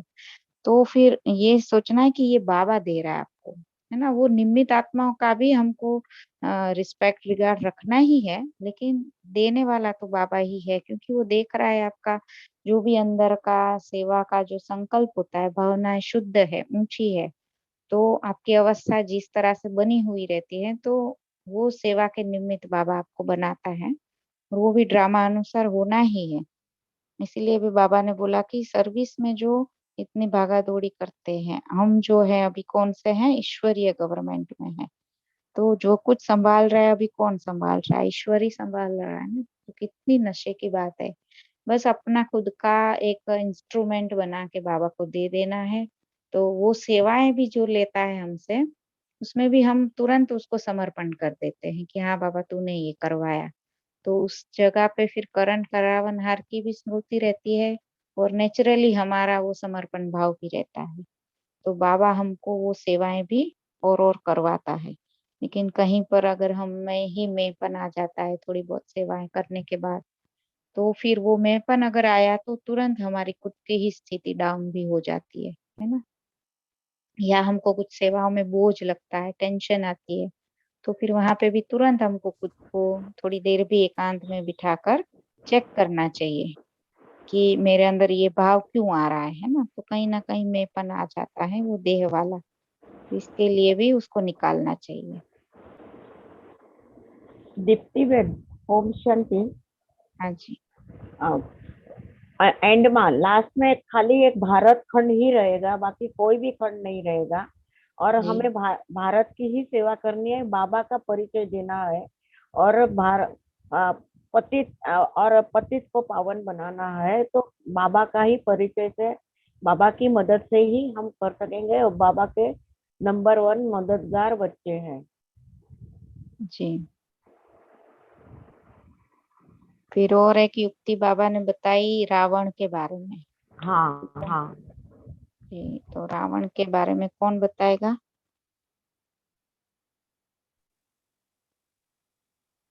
बाबा ने बताया ना कि रावण को बहुत बड़ा बना दिया है और उसको जलाते भी है। वो विस्तार जितना बड़ा हो जाता है तो फिर उतना ही बड़ा करते हैं। जी सविता बहन बोले।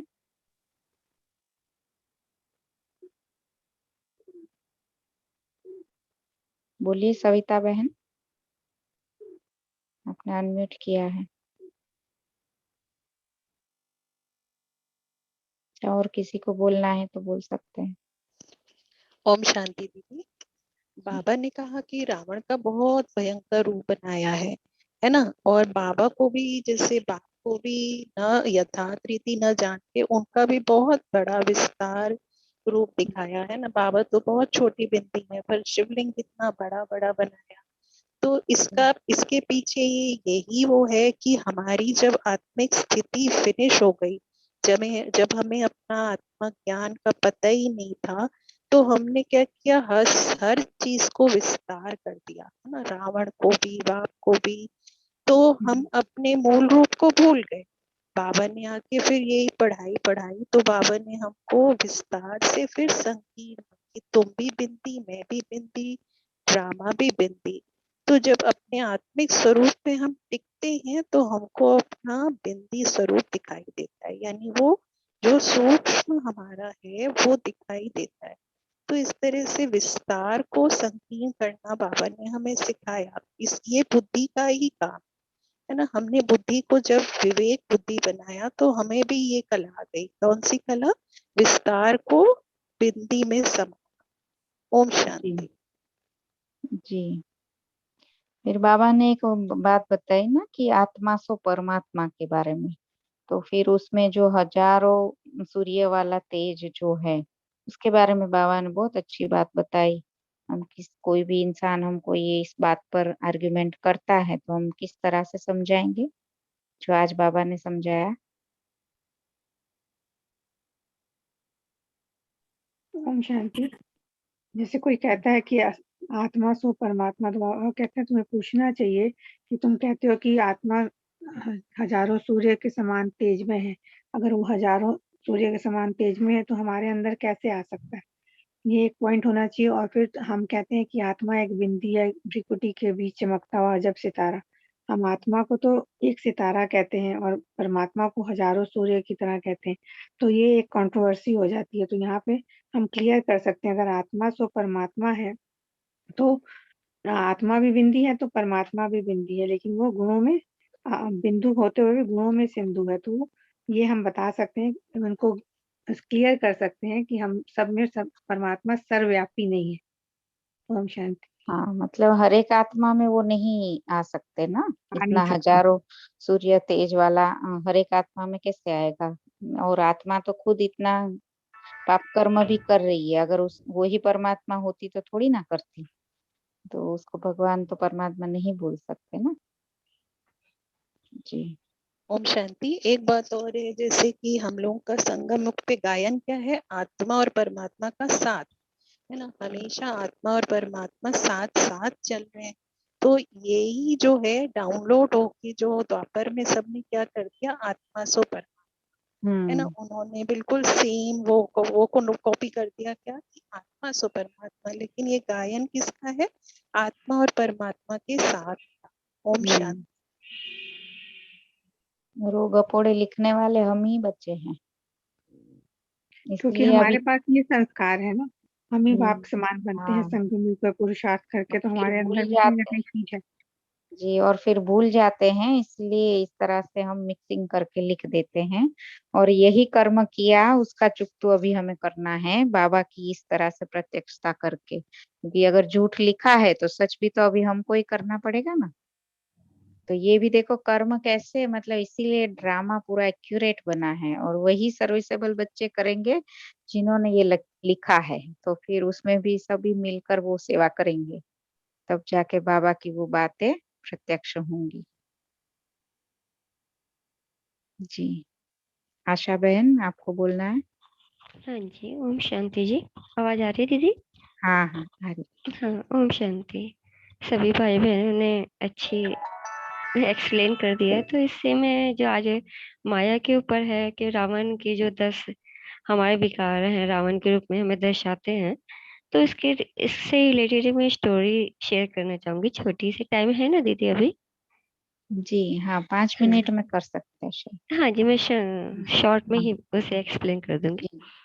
हाँ, एक बंदर वाला होता है, तो ये बंदरों को पकड़ने के लिए चने चने बिखेरता है चारों तरफ, और छोटे मुंह का एक मटका जो होता है उसमें चने डालकर और बाकी उसे मिट्टी से ढक देता है।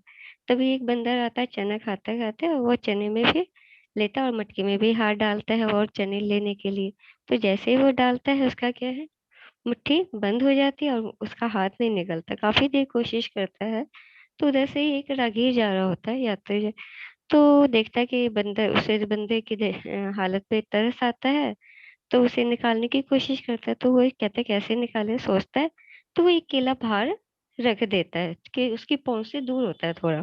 अब उसे एक बंदर होता है, वो देखता है अब मैं केला भी वो खाना चाहता है और चना भी।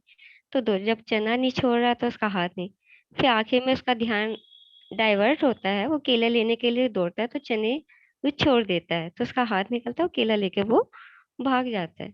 तो अगर हम आज की इस स्टोरी से समझें, तो क्या है कि बाबा भी ने भी हमें क्या है, हम लोग भी इसी माया में फंसे हुए हैं। जो ये संसार में है उलझ कर रह गए हैं हम। सुख सुविधाएं जो रूपी चने हम्म हैं, बिखरे हुए हैं हमारी चारों तरफ, और उसी में हम्म फंसे हुए हैं जीवन में हम। तो क्या, इन्हीं क्या सारे जीवन में हम इन्हीं के पीछे दौड़ते रहते हैं, और ये हमारे हाथ भी नहीं आते। तो परमात्मा ने, बाबा ने कहिए, जो हमारे सदगुरु भी हैं, परम पिता परमात्मा भी हैं और टीचर भी हैं हमारे, कहिए कि उन्होंने हमें, उनको हम पे दया आ गई। जैसे वो रागीर को आई है, तो कि उसे हम एक सिंबल बॉलिक रूप में हम देखें, तो वो सदगुरु आए हमारे जीवन में, बाबा आए हमारे, तो उन्होंने हमारे सामने क्या है, जीवन मुक्ति। जीवन मुक्ति क्या हो गया, जो केला है वो जीवन मुक्ति है, कि हमें सुख सुविधाएं सतयुग की हमें बताते हैं कि कि इतना ये सुख सुविधाएं वहां पे है कि बच्चों आपको कर्म करना है।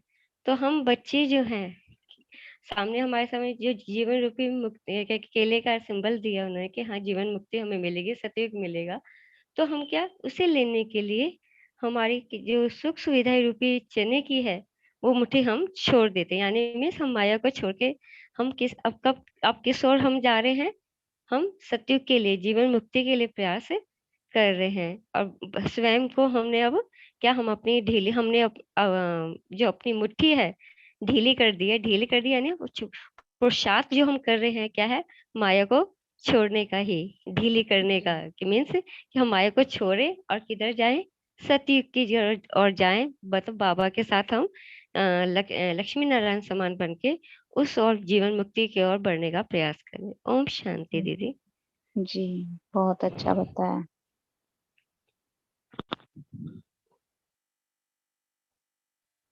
फिर बाबा ने 5000 वर्ष पहले भी मिले हैं, इस बात पर भी बताई गुह्य बातें। ये सारी बातें गुह्य समझने की बातें हैं, तो है ना, ये भी तो हमको ये याद रहना चाहिए कि 5000 साल पहले भी ड्रामा हूबहू रिपीट हो रहा है। तो ड्रामा की बहुत सारी बातें आज बाबा ने बताई, उसमें यह भी एक बात बताई है ना, इसी जगह पर इसी दिन कब मिले हो, ऐसे बाबा ने पूछते थे। तो पहले भी जब बाबा के बच्चे बाबा मिलन के लिए जाते थे, तभी भी बाबा पूछता था उनको, और फिर चेक करता था कि इनको कितना ज्ञान ब्राह्मणी ने सिखाया है और उनको कितना उतरा है ना। तो कभी भी कोई ऐसे बोलते थे कि हाँ हम तो पहली बार आए, तो लेकिन तो फिर वो भूल गए हैं कि 5000 साल पहले भी इसी तरह से हम इसी स्थान पर आए थे। तो ये बात भी हमको ड्रामा की एक याद रखनी चाहिए। फिर बाबा ने ये भी बात बताई कि शिव बाबा की महिमा अलग है और ब्रह्मा विष्णु शंकर की महिमा अलग है और हर एक का पाठ अलग अलग है। तो ये भी हमको इस ड्रामा के ज्ञान में याद रखना चाहिए। हेलो। जी। हाँ दीदी, क्या हम जैसे कि हमेशा जैसे हमें बताते हैं, अभी जब से हम आए हैं तो एक हमारे बुद्धि में आता है, तो शंकर जो कि हमें शिव बाबा निराकार रूप में हमें दिखाते हैं, तो हम शंकर को एक उनके प्रतीक रूप में भी तो हम इन्हें विश्लेषण कर सकते हैं। जैसे कि अगर हम देखें कि वे एक शिव बाबा है, क्या है कि उनके ने गंगा के उनकी शीश से गंगा की धारा बहती है, तो हमें याद है कि हाँ शिव के जो गंगा की धारा बह रही है, तो वो हम बच्चों को क्या है ज्ञान गंगा हमें प्रदान कर रहे हैं, जो कि हम शिव को निराकार रूप में इंसान का मतलब उसमें उसे समझ नहीं सकता, पर उनके एक प्रतीक रूप में हमें कि उनके निराकार रूप को ही उनको एक रूप देने का प्रयास किया है, अर्थात हम कह सकते हैं कि उनके नहीं गुणों को ही नहीं वर्णन किया गया निराकार रूप नहीं को। नहीं, वहां पे गलती प्रतीक। है कि वो जी शंकर का जो स्वरूप है ना वो हमारा ही स्वरूप है, वो शिव का नहीं है। जो ब्रह्मा विष्णु शंकर जो 3 स्वरूप है वो हम ही जी। है, हम और ब्रह्मा बाबा। नहीं दीदी, मैं ये नहीं एक्सप्लेन कर रही, मैं एक अलग थॉट, जैसे कि मेरे जैसे अब ध्यान में आया कि कोई एक सिंबल है कि भाई इन जो निराकार रूप है वो एक एक अलग टॉपिक आ जाता है कि ब्रह्मा विष्णु शंकर अलग हैं, आई अंडरस्टैंड, पर जैसे भगवान के शिव के निराकार रूप गुण हैं, उनको जैसे हम शेरावाली माता के हम आज शक्तियों को प्रतीक रूप में हम देखते हैं, प्रतीक रूप में हम शो करते हैं हमारी अशक्तियों के रूप में, ऐसे क्या हम शंकर भगवान को इन की जो उनका गंगा है उनके साथ चांद का है, वो हमें शीतलता का गुण प्रदान करने का सिंबल देती हैं हाँ कि वो हाँ सही है, लेकिन वो इस तरह सारा से। कुछ हम नहीं नहीं हमारा ही है जी वो। ये ज्ञान अभी कहाँ से आपके उसमें से निकल रहा है? जटा माना वहां आपका जो अंदर सहस्त्रार चक्र है वहां पे बुद्धि, मन बुद्धि संस्कार है, वहीं से ही तो निकल रहा है ना। हाँ जी हाँ जी वहां से निकल रहा है। और जी फिर हम जी। शांत अवस्था मतलब जो शरीर पे वस्त्र नहीं दिखाए, मतलब मैं हम्म, आत्मिक स्मृति में बैठती हूँ तब मुझे जी देह जी। का भान नहीं है, वो हाँ हाँ वस्त्र जी नहीं। जी। तो हाँ मतलब वो जी आप जी। शिव का नहीं कर सकते, वहां पे शिव नहीं है वहां पे। वो हम शंकर मतलब ब्रह्मा बाबा हाँ का जी एक, और बाद में हम सब आत्माएं नंबर 1। तो ये ब्रह्मा भी मास्टर ब्रह्मा हम बनते हैं, फिर विष्णु भी हम बनते हैं और शंकर भी हम ही बनते हैं। वो शंकर वाला जो नटराज का भी स्वरूप हमारा ही है, जो हम अर्धनारीश्वरी। हम्म। तो इसके लिए हम वो शंकर को आप शिव नहीं बना सकते हैं, ये हमेशा ध्यान रखना कभी भी, क्योंकि वो गलत है। प्रतीकात्मक रूप में हम उन्हें क्या वर्णन किया था, त्रिशूल का शो करता था एक समझाने के उससे कि त्रिशूल हाँ हमें तो 3 कालों का वर्णन कर सकता है, हाँ त्रिशूल तो हाँ तो वो भी तो त्रिशूल है आत्मिक आत्मा ही धारण फिजिकली। करती है ना। दीदी हाँ ओम जी। शांति त्रिशूल का ये ओम दिखाया है ना कि जो 3 प्रकार की प्रकृति से विनाश होगा वो त्रिशूल उसका निशानी है ना। जी जी जी। या इसे हम इसे है ना? सिंबलिक शारीरिक मानसिक आत्मिक त्रिशूल हमारे दूर करने का है कि भगवान इसका प्रतीक कर सकते हैं। हाँ उसके लिए भी और देखो दीदी हम नहीं, और एक मिनट। नीलकंठ हैं जो कि उन्होंने जहर धारण किया अपने गर्दन में, एक शिव भगवान है जिन्होंने जहर धारण किया है, यानी विष को, हाँ विष यानी 5 जो 5 विकार हैं, हम उससे ये सिंबॉलिक, कोई जहर तो धारण नहीं कर सकता, पर हाँ बाबा तो हमारे हैं कि हमारे 5 हमारे सारे बच्चों के, हम विश्व के बच्चों के विकारों को धारण कर रहा है, वो विश्व का सिंबल कि हाँ इन विकारों को वो इतनी शक्ति उन्हीं में है कि वो उनको धारण कर सकते अच्छा, हैं। मतलब आप नहीं करोगे ये सारे विष वाले विकारों को? हाँ जी। हम ही, आप नहीं करोगे क्या? हर आत्मा करेगी, हम ही बच्चे नहीं, करेंगे। ये नहीं कह रही दीदी, वो तो हमें दूर करना ही है, मतलब मैं एक शंकर का जो वर्णन है तभी तो हम बच्चे जी मास्टर जी। भगवान बनते हैं ना। हाँ जी शिव जी के वो। समान हम कैसे बनेंगे ना, हमारा ही वो शंकर। अब जब तक आप दिमाग में वो शिव का वो स्वरूप दिमाग में बिठाएंगे ना, तो भी आप जी। उसके समान फिर आप उसको ही वो भगवान की तरह तो ठीक है, लेकिन मुझे वो शंकर वो मुझे, क्योंकि हम उसकी रचना है, वो ब्रह्मा विष्णु महेश महेश वो तीनों शंकर मतलब वो तीनों को शिव निराकार रचता है। तो वो ठीक है कि वो सारी चीजें हैं, लेकिन वो सब कुछ मेरा ही स्वरूप है। मतलब वो आसन सिंह का मतलब मैं विकारों के ऊपर जीत पाकर वैसे ध्यान में मैं आत्मा बैठी हूँ।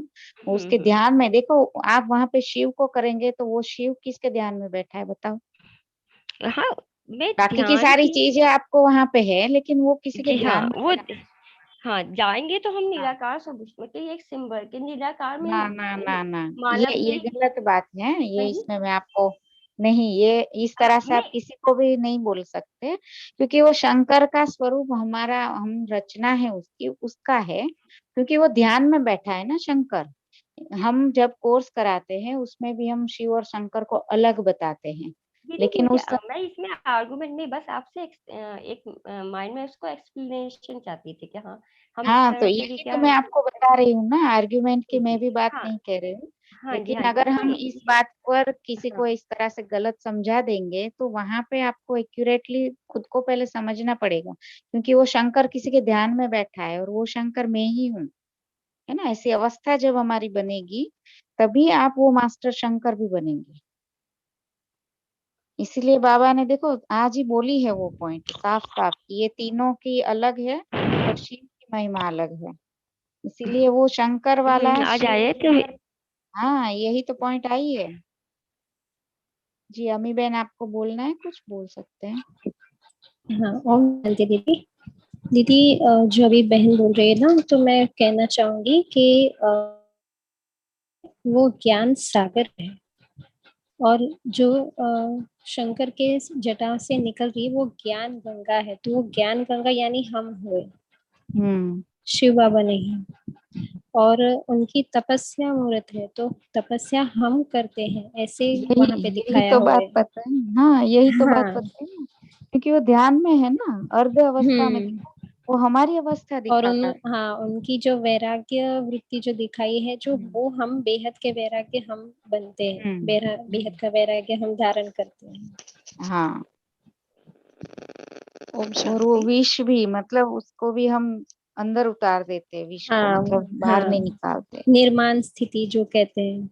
जी, वो अवस्था दीदी, हमारी अंतिम में बननी है। ओम जी शांति।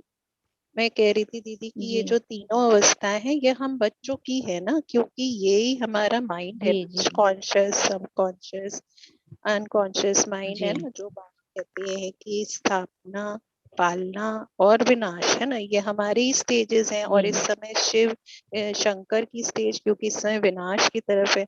लेकिन बाबा तो हाँ। प्योर है ना, उनको तो ये सब अवस्थाएं क्रॉस हम्म, करती है ना। हाँ हाँ, हाँ, बाबा को इस तो उनको कोई किसी के ध्यान में बैठने की बैठ आवश्यकता नहीं। ही नहीं है। हाँ, और ये सारी हम्म, अवस्थाएं तो हम बच्चों की है, वो तो एकदम प्योर है। उनको यार ये वाली अवस्थाएं हम्म, क्रॉस करने की, वो बहुत ऊपर है, बहुत ऊपर। ओम शांति। हम्म, जी। और इसीलिए आज वरदान में हमको बताया ना बाबा ने, हमारी जो होलीएस्ट अवस्था है, जो होलीएस्ट अवस्था वही जो अभी बनवा में हो, आपको अपने देह को ही भूलना है, ये सारा अवस्था की तरफ बाबा ले जा रहा है हम आत्माओं को।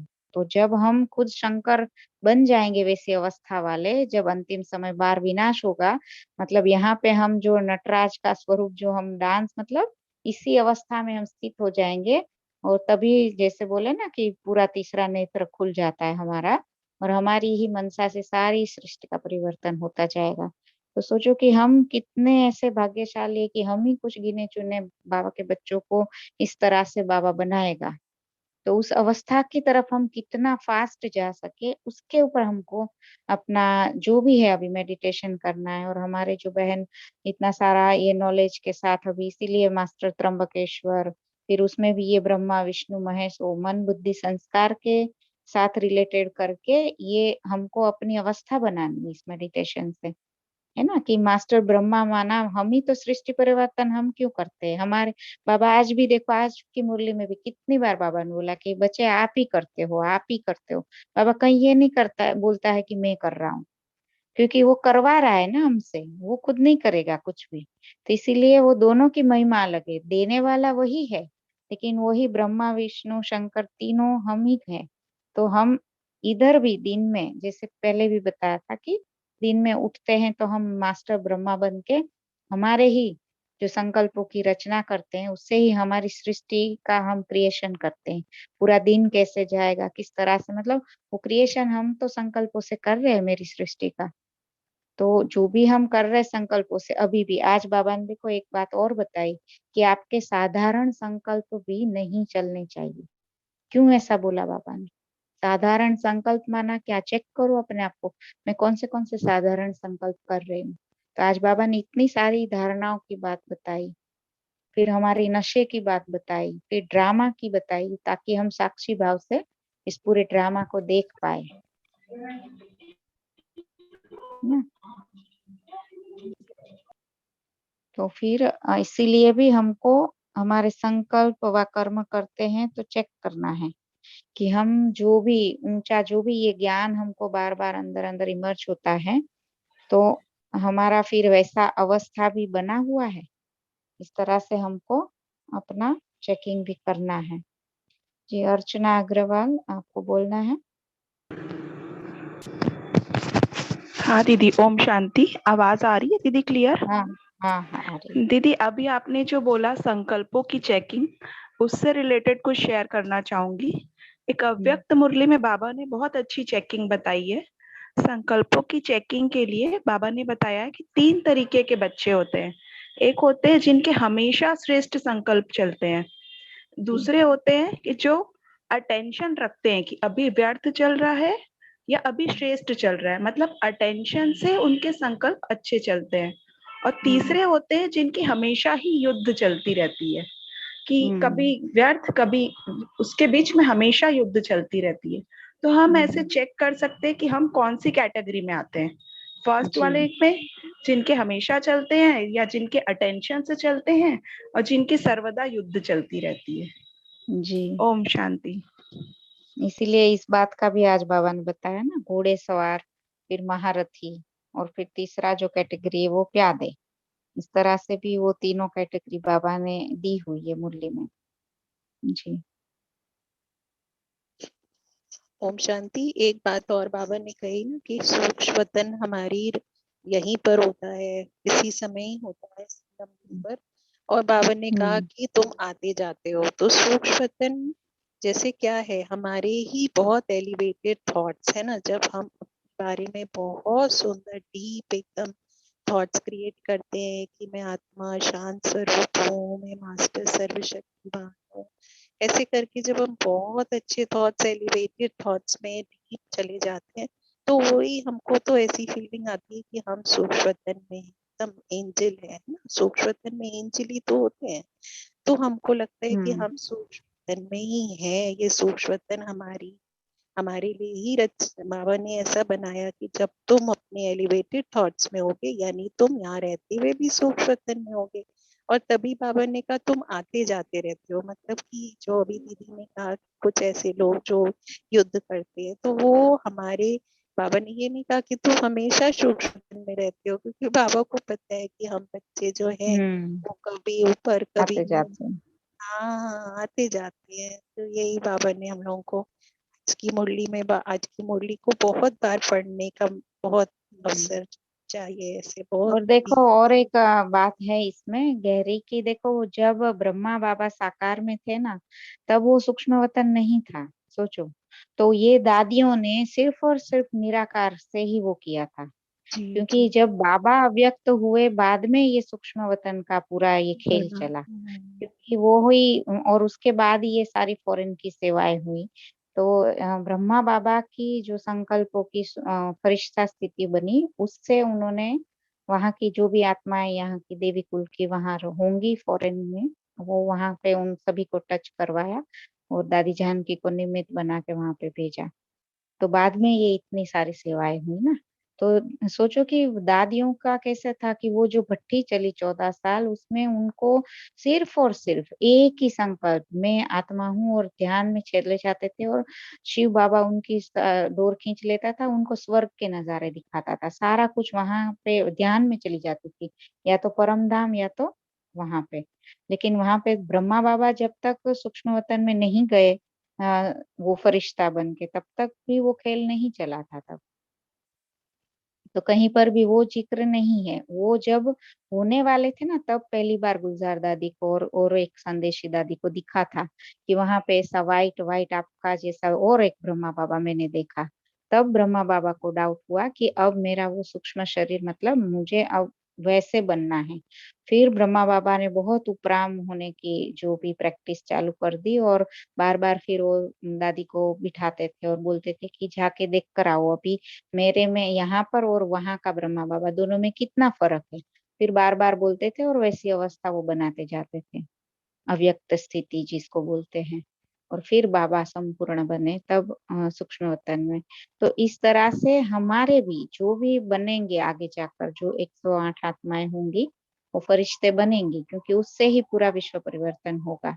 तो वो एंजल बनेंगी, तो उसका भी वैसे है तो सभी का सूक्ष्म शरीर, क्योंकि वहां पे उस तरह से ही हमको भी पुरुषार्थ करना है। तो जो भी इतनी महारत की आत्माएं होंगी, वो अपने आप अंदर का उसका पुरुषार्थ इतना अभी तीव्र होता जाएगा कि बहुत फास्ट होगा, और कर भी रही है, हम देख रहे हैं। तो अपने आप वो हमको भी उस सूक्ष्म शरीर तक पहुंचना है, वैसा एंजेलिक स्टेज पे हमको पहुंचना है। तो इसलिए भी बाबा जो जो बोल रहा है ना रोज की मुरली में, बच्चे आपका ये साधारण संकल्प भी नहीं रहना चाहिए, बच्चे आप वनवा में हो, आपको ये इसमें सब में बुद्धि, मन बुद्धि नहीं जाना चाहिए। तो फिर हमको अटेंशन रखना चाहिए, ताकि हमको भी बाबा उठा रहा है, हेल्प कर रहा है, हम भी ऐसा कब जाके फरिश्ता बने, है ना। तो इसलिए भी पुरुषार्थ पे हमको बहुत अच्छे से ध्यान देना है कि जो भी श्रीमत मिलती है उस अनुसार हमको, वो जो साक्षी दृष्टा का अभ्यास, किसी में भी हमारे संकल्प ना चले, किसी की हम कैसी भी स्थिति देखते हैं, चाहे सेवाओं में चाहे लौकिक में, तो उधर ही तो हमारी एग्जाम होती है ना। अगर हमारा संकल्प किसी आत्मा को ऐसा कुछ भी हम देखते हैं, कुछ करते हुए, गलत करते हुए भी, तो भी हमारा संकल्प कैसा होना चाहिए, तो वो भी तो बाबा ने सिखाया है हमें। तो इस तरह से उसी बातों पर हमें अटेंशन रखना है, ठीक है। और स्लोगन तो सबको आ ही गया समझ में, क्योंकि हर कर्म करते हमको करण करावन हार की स्मृति रखनी है, तो ही हमारा दोनों बैलेंस रहेगा। ओम जी शांति दीदी। एक चीज जी पूछनी है सूक्ष्म वतन के लिए। जैसे जाते समय यानी कि घर जाते समय सब आत्माएं वहां से होके जाएंगी या सिर्फ ब्राह्मण बच्चे, ब्राह्मण बाकी बच्चे, मनुष्य आत्माएं, या ब्राह्मण जो बाकी मनुष्य क्योंकि आत्माएं उनको वो भी। तो बाकी सबको तो सजाएं इधर ही खाएंगे ना। बाकी सब तो नेचुरल कैलेमिटीज में इधर ही स्कूल में सजाएं खाएंगे, फिर जो भी होगा धरतीकंप, फिर ये जो प्राकृतिक आपदाएं होंगी, बॉम्ब्स गिरेंगे, फिर राइट्स होंगे, जो भी उसमें तो सिविल वॉर भी होंगी, बहुत अलग अलग तरीके से। इसीलिए तो वो सब सीन आएंगे, उसके लिए हमको रेडी रहना है ना।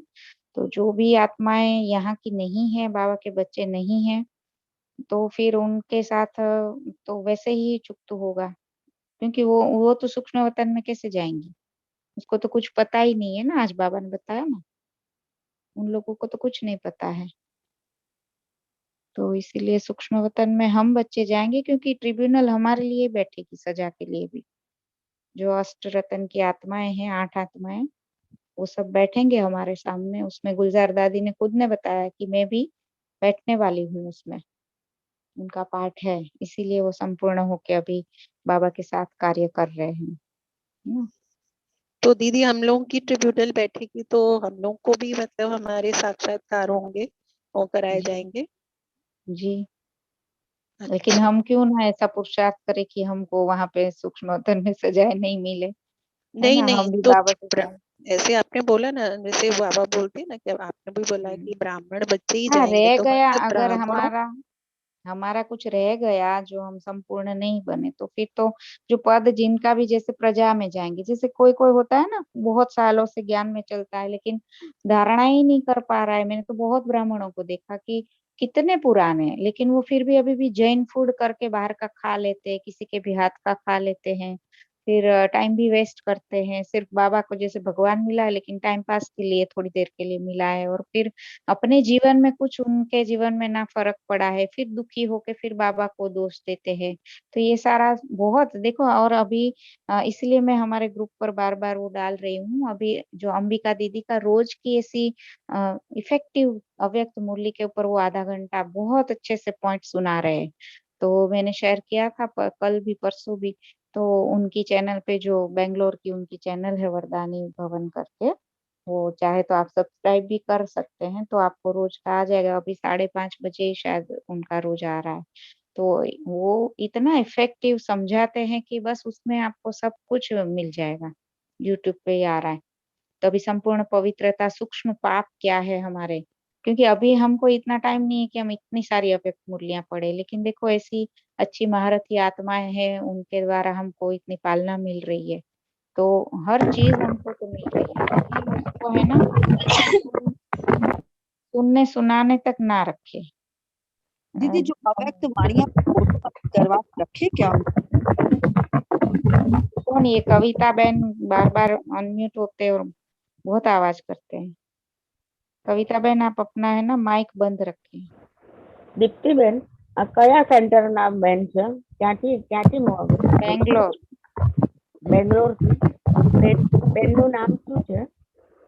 અંબિકા દીદી. અંબિકા. સાકાર ફરિશ્તા ગ્રુપ પર હું રોજ એના ક્લાસ આવે છે મુરલીનો, એ હું મૂકું છું. હા મેં જોયો ગઈકાલે પેલા પવિત્રતા પર હતું. મેં સાંભળ્યો બેન, મેં સાંભળ્યો. હા, હું તમારા સાકાર એના ઉપર ક્લાસ આવે તો હું સાંભળી લઉં છું. ओके ठीक है। एक चीज पूछ रही थी कि सजाएं तो अभी भी जैसे हमें भी जैसे बाकी लोगों को मिलेंगी, यहाँ पे भी हमें थोड़ी बहुत तो अनुभूति होती है ना, जैसे सूक्ष्म सजाओं की, जैसे बाबा कहते हैं कि मुरली समझना आना है, मुरली में नींद आ जाना, या फिर आपका आवाज नहीं आ रहा योग, या फिर योग ना लगना कभी कभी, मतलब स्थिति हमारी ऊपर नीचे होती है, वो भी तो सूक्ष्म सजाएं हैं। हाँ, फिर उसके अलावा भी सूक्ष्म वतन की अलग है। सूक्ष्म वतन की तो हमने एक बार सुना था, बहुत कड़ी है उसकी, तो दादी ने ही दिखाया था, मतलब बताया था दादी गुलजार जी ने भी। क्योंकि किस तरह से जैसे बोले ना, उसमें उसपे भी ये अंबिका दीदी ने बहुत अच्छे से समझाया था कि जैसे हमको गरम तेल में तले जाने का एहसास होगा। किसी ने इतना देहभान, जो आज बाबा ने बोला ना कि साड़ी पहनना, और इस तरह से हम खुद को देखते कि मैं कैसे दिख रही हूँ, तो दूसरे को अट्रैक्ट करने के लिए ही करते हैं ना। भावना कौन सी है वहां पे?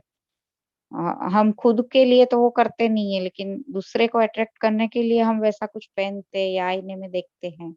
ये पूरा का पूरा ये जो सारा बहुत सूक्ष्म पाप बनते हैं जिससे, और उसकी फिर वो सजाएं वहां पे मिलती है। तो इसके लिए वो सारा कुछ निकाल देना है, वो चीजें भी। तो ऐसे बहुत सारी ऐसी कड़ी सजाएं हैं, उसके लिए भी दादी ने बहुत सारा कुछ बताया है। मिलेगा तो फिर मैं ग्रुप पर शेयर करूंगी।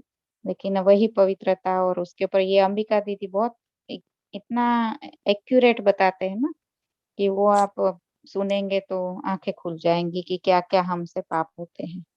तो अटेंशन रखना है उन सारी बातों की। दीदी ओम शांति। जो एक एक करके पूछिए, एक एक करके। हाँ दीदी, जो अभी आपने अव्यक्त वाणियों के लिए बताया कि बहुत सारी अव्यक्त वाणियां हैं, तो उनको फिर हम लोग कैसे पढ़ें, या फोटो कॉपी करवा के रखें घर में पढ़ें, मतलब कैसे फिर उनको करें हम लोग? देखो अभी जैसे अंबिका दीदी का आया, उसमें उन्होंने 75 की मुरली बोली, और उनमें से कुछ कुछ पॉइंट्स उन्होंने सुनाई। फिर मैंने तुरंत ही उसमें डेट ढूंढ के रखी, और कौन सी डेट है तो मैंने निकाल के रखी। अब हमें ही खुद वो है 4 पन्ने की पूरी मुरली, उसमें बहुत गहराई है और इतना सारा लिखा है कि अब उसके लिए 1-2 घंटा निकालना पड़ेगा हमें। अब मुझे सेवाओं में कम टाइम मिल रहा है, लेकिन आप लोगों को अगर मिल रहा है तो आप उसके तो ऊपर वर्क 75 करो। और तारीख बताइए ना, 75 और तारीख वगैरह। तारीख, हाँ तारीख में मैं व्हाट्सएप कर देती हूँ आपको, जी मुझे जी। तारीख याद नहीं है। उस क्लास में ही नीचे डिस्क्रिप्शन बॉक्स होता है ना, उसमें मैंने देख ली थी, वो निकाली थी और बहुत डिटेल लिखी है उसमें और बाबा ने। दीदी तो एक ऐसी ना, ऐसी कुछ मुरलियां होती है ना, आप पहले मेरी बात सुन लो, ऐसी ऐसी कुछ मुरलियां होती हैं सिलेक्ट हो, तो उसकी बातें हमको कहीं पर लिख लेनी है और रोज एक बार रिवाइज करना है उस बातों को, तो भी आपका अटेंशन रहेगा। बस उतना भी कर ले, और रोज की जो साकार मूल्य में बाबा ने बताया है, बस उसको बगैर सोचे समझे बस उसको धारण करना है, उसी अनुसार चलना है हमें, तो भी आपका बेड़ा पार हो जाएगा, सजाए नहीं खानी पड़ेगी। उनकी जो साकार मूल्य पे धारणाओं पर चले, है ना। आज क्यों बोला इतना सारा साड़ी नहीं पहननी है, आप वनवा 2-3 दिन से तो बाबा बोल रहा है वनवा में हो, वनवा में हो, फिर भी तो कुछ बच्चे ऐसा करते होंगे, तभी तो बोल रहे हैं ना बाबा। हम खुद जी को देखे कि हम कितनी बार आईने में देख रहे हैं इस देह को। जी। दीदी वो क्या कहते हैं, आज किसी में एक में क्वेश्चन आया था कि अभी भी हमारी आसक्ति कहाँ कहाँ जा रही है, लिस्ट बनाओ। तो जैसे ये चाय वगैरह, जैसे इसमें भी तो आखिर हम लोग की आसक्ति जा रही है। हाँ तो करो ना, 1 दिन छोड़ो, 3 दिन छोड़ो, धीरे धीरे करके सारी चीजों से। मोबाइल के लिए भी तो अभी चाय में रुपेश जा ही भाई ने नहीं बोला रही ना। है, चाय में इतनी कोशिश कर रहे हैं, एक दिन बस क्लास सुनी, थोड़ा अंतर पड़ा, फिर नहीं, चाय में वो छूट होता गई। है, ऐसा कुछ नहीं है, बहुत लोगों ने इस तरह से छोड़ दिया है, भट्टियों में भी छूटा है। मैंने भी बहुत टाइम से, मतलब मैं चेकिंग करती रहती हूँ कि मैं लेती हूँ लेकिन बहुत लाइट, और नहीं लेती हूँ तो मुझे कुछ ऐसा अट्रैक्शन नहीं होता है कि आज मैंने चाय नहीं पी, ऐसा कुछ याद भी नहीं रहता। तो इस तरह से आप अनासक्त तो हो ओम सकते हैं। तो दीदी ओम लिस्ट है, शांति दीदी। क्या क्या दीदी लिखना है। दीदी जो 75 डेट होची 5 to 75। मुझे 5 देखना तारीख पड़ेगा। में। 5 तारीख का है। हाँ 5 और 5 5 10 सेकंड। होगा, 10 होगा, अक्टूबर है। नहीं जो फेब्रुआरी है 5 to 75। अच्छा, कल की बोल रहे कि उसके पहले की? ठीक है, चलो मैं कल बताती हूँ, मुझे देखना पड़ेगा। ओम अच्छा शांति ठीक है। दीदी। हाँ एक बोलिए। मैं बोल रही थी, जैसे अव्यक्त मुरली के बारे में दीदी, जैसे दिन भर में हम लोग को कितनी अव्यक्त वाणी पढ़ लेनी चाहिए, 1-2 मतलब समझ के, जैसे पढ़ने को तो बहुत पढ़ सकते हैं पर धारणा भी होनी चाहिए ना, और ये थोड़ा सा गहराई वाली भी होती है ना, तो इनको जैसे समझने में भी टाइम लगता है। तो इतनी अव्यक्त मुरलियां हैं जैसे, तो इन अव्यक्त मुरली पढ़ने का क्या होना चाहिए, जैसे कि अच्छे से, जैसे हमको, जैसे अब हम लोग तो थोड़ा लेट भी आए ज्ञान में, तो कैसे कवर अप होगा, इतनी मुरलियां हैं। हाँ तो 1100। इसीलिए ना, इसीलिए आप सारी की सारी मूल्य नहीं करो, एक तो हाँ रोज जी। की साकार मूल्य, और देखो हमारी हाँ अभी जी। 77 की तो सुबह में हाँ हाँ वो जा तो रही है। चल रही है। हाँ जी हाँ, हाँ जी। तो वो देखो सुबह सुबह हम 77 की जो भी मूल्य सुनते हैं, उसी हम्म। समय भी आप डायरी पेन लेके बैठो, और आपको जो जो भी पॉइंट उसमें से अच्छी लगती है वो उसी समय लिख लो।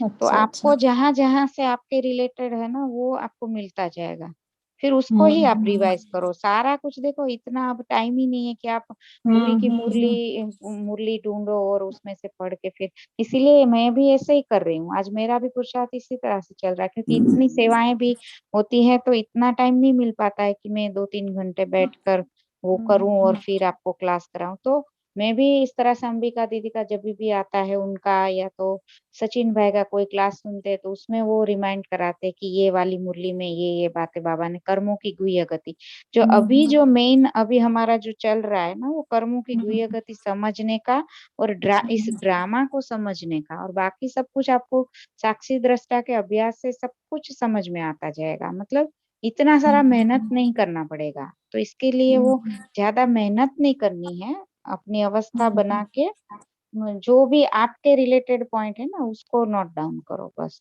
और जो हमारे से सूक्ष्म पाप क्या होते हैं, से आज बाबा ने बोला कि साधारण संकल्प भी नहीं चलना चाहिए, तो बस हमको वो चेक करना है कि कौन से संकल्पों को साधारण बोला जाता है। तो देखो हम सभी ने SRY भट्टी किया था, उसमें हमको बहुत सारे संकल्पों की वो, उसमें हमने वो बनाई है, नोट्स भी बनाई है, कौन से साधारण संकल्प होते हैं, कौन से जो बोला बाबा ने श्रेष्ठ संकल्प होते हैं, और नेगेटिव और व्यर्थ तो कौन से होते हैं, वो तो अभी हमें साफ पता ही है।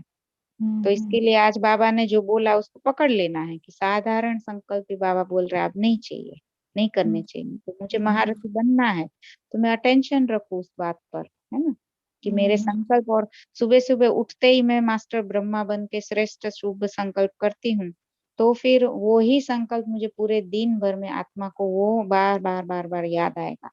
इसलिए श्रेष्ठ संकल्प माना खुद के स्व के मान में स्थित होना, स्वमान, कि मैं कौन सी आत्मा हूँ, है ना। तो हमारी ही श्रेष्ठ जो रचना होगी उससे ही मेरी पूरी सृष्टि बनेगी। ये बात हमेशा ध्यान रखो। ठीक है। हाँ जी। दीप्ति बहन, आपने 3 बातें बोली ना, कर्मों की गुह्य गति, साक्षी दृष्टा, और तीसरा कौन सा बोला दीदी?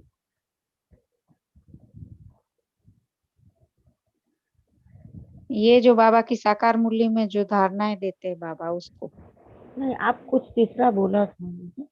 Drama, drama, drama, yes yes. वो साक्षी दृष्टा में ड्रामा आ गया ना। आप ड्रामे हाँ। को तो वैसे ही विजुअलाइज कर लेंगे। तो बाबा भी रोज मुरली में वही तो बोल रहा है। जी जी, हाँ हाँ। आज भी तो धारणा में बोला ना बाबा। हाँ। ड्रामा के गुह्य ज्ञान को हम समझ लेंगे और स्वीकार कर लेंगे तो आप कभी भी हलचल में आएंगे ही नहीं। और वो कैसे होगा? जब आप साक्षी दृष्टा का अभ्यास करेंगे, ये अपने पार्ट को अलग देखो और अपने आप को अलग, आत्मा को अलग देखो, तो पूरा सारा ड्रामा समझ में आ जाएगा। ठीक है। ओम शांति सभी को। अभी हम मीटिंग एंड करते हैं और ओम इस मुरली की भी Thank you. रिकॉर्डिंग है जी, रिकॉर्डिंग में ग्रुप पर डाल दूंगी यूट्यूब पे, या तो आप सभी उसको सब्सक्राइब कर लेंगे तो अपने आप आपको जैसे ही अपलोड होगा आपको दिखेगा मुरली। आज की जिनको भी वापस वही पॉइंट सुननी है तो आप रिवाइज कर सकते हैं।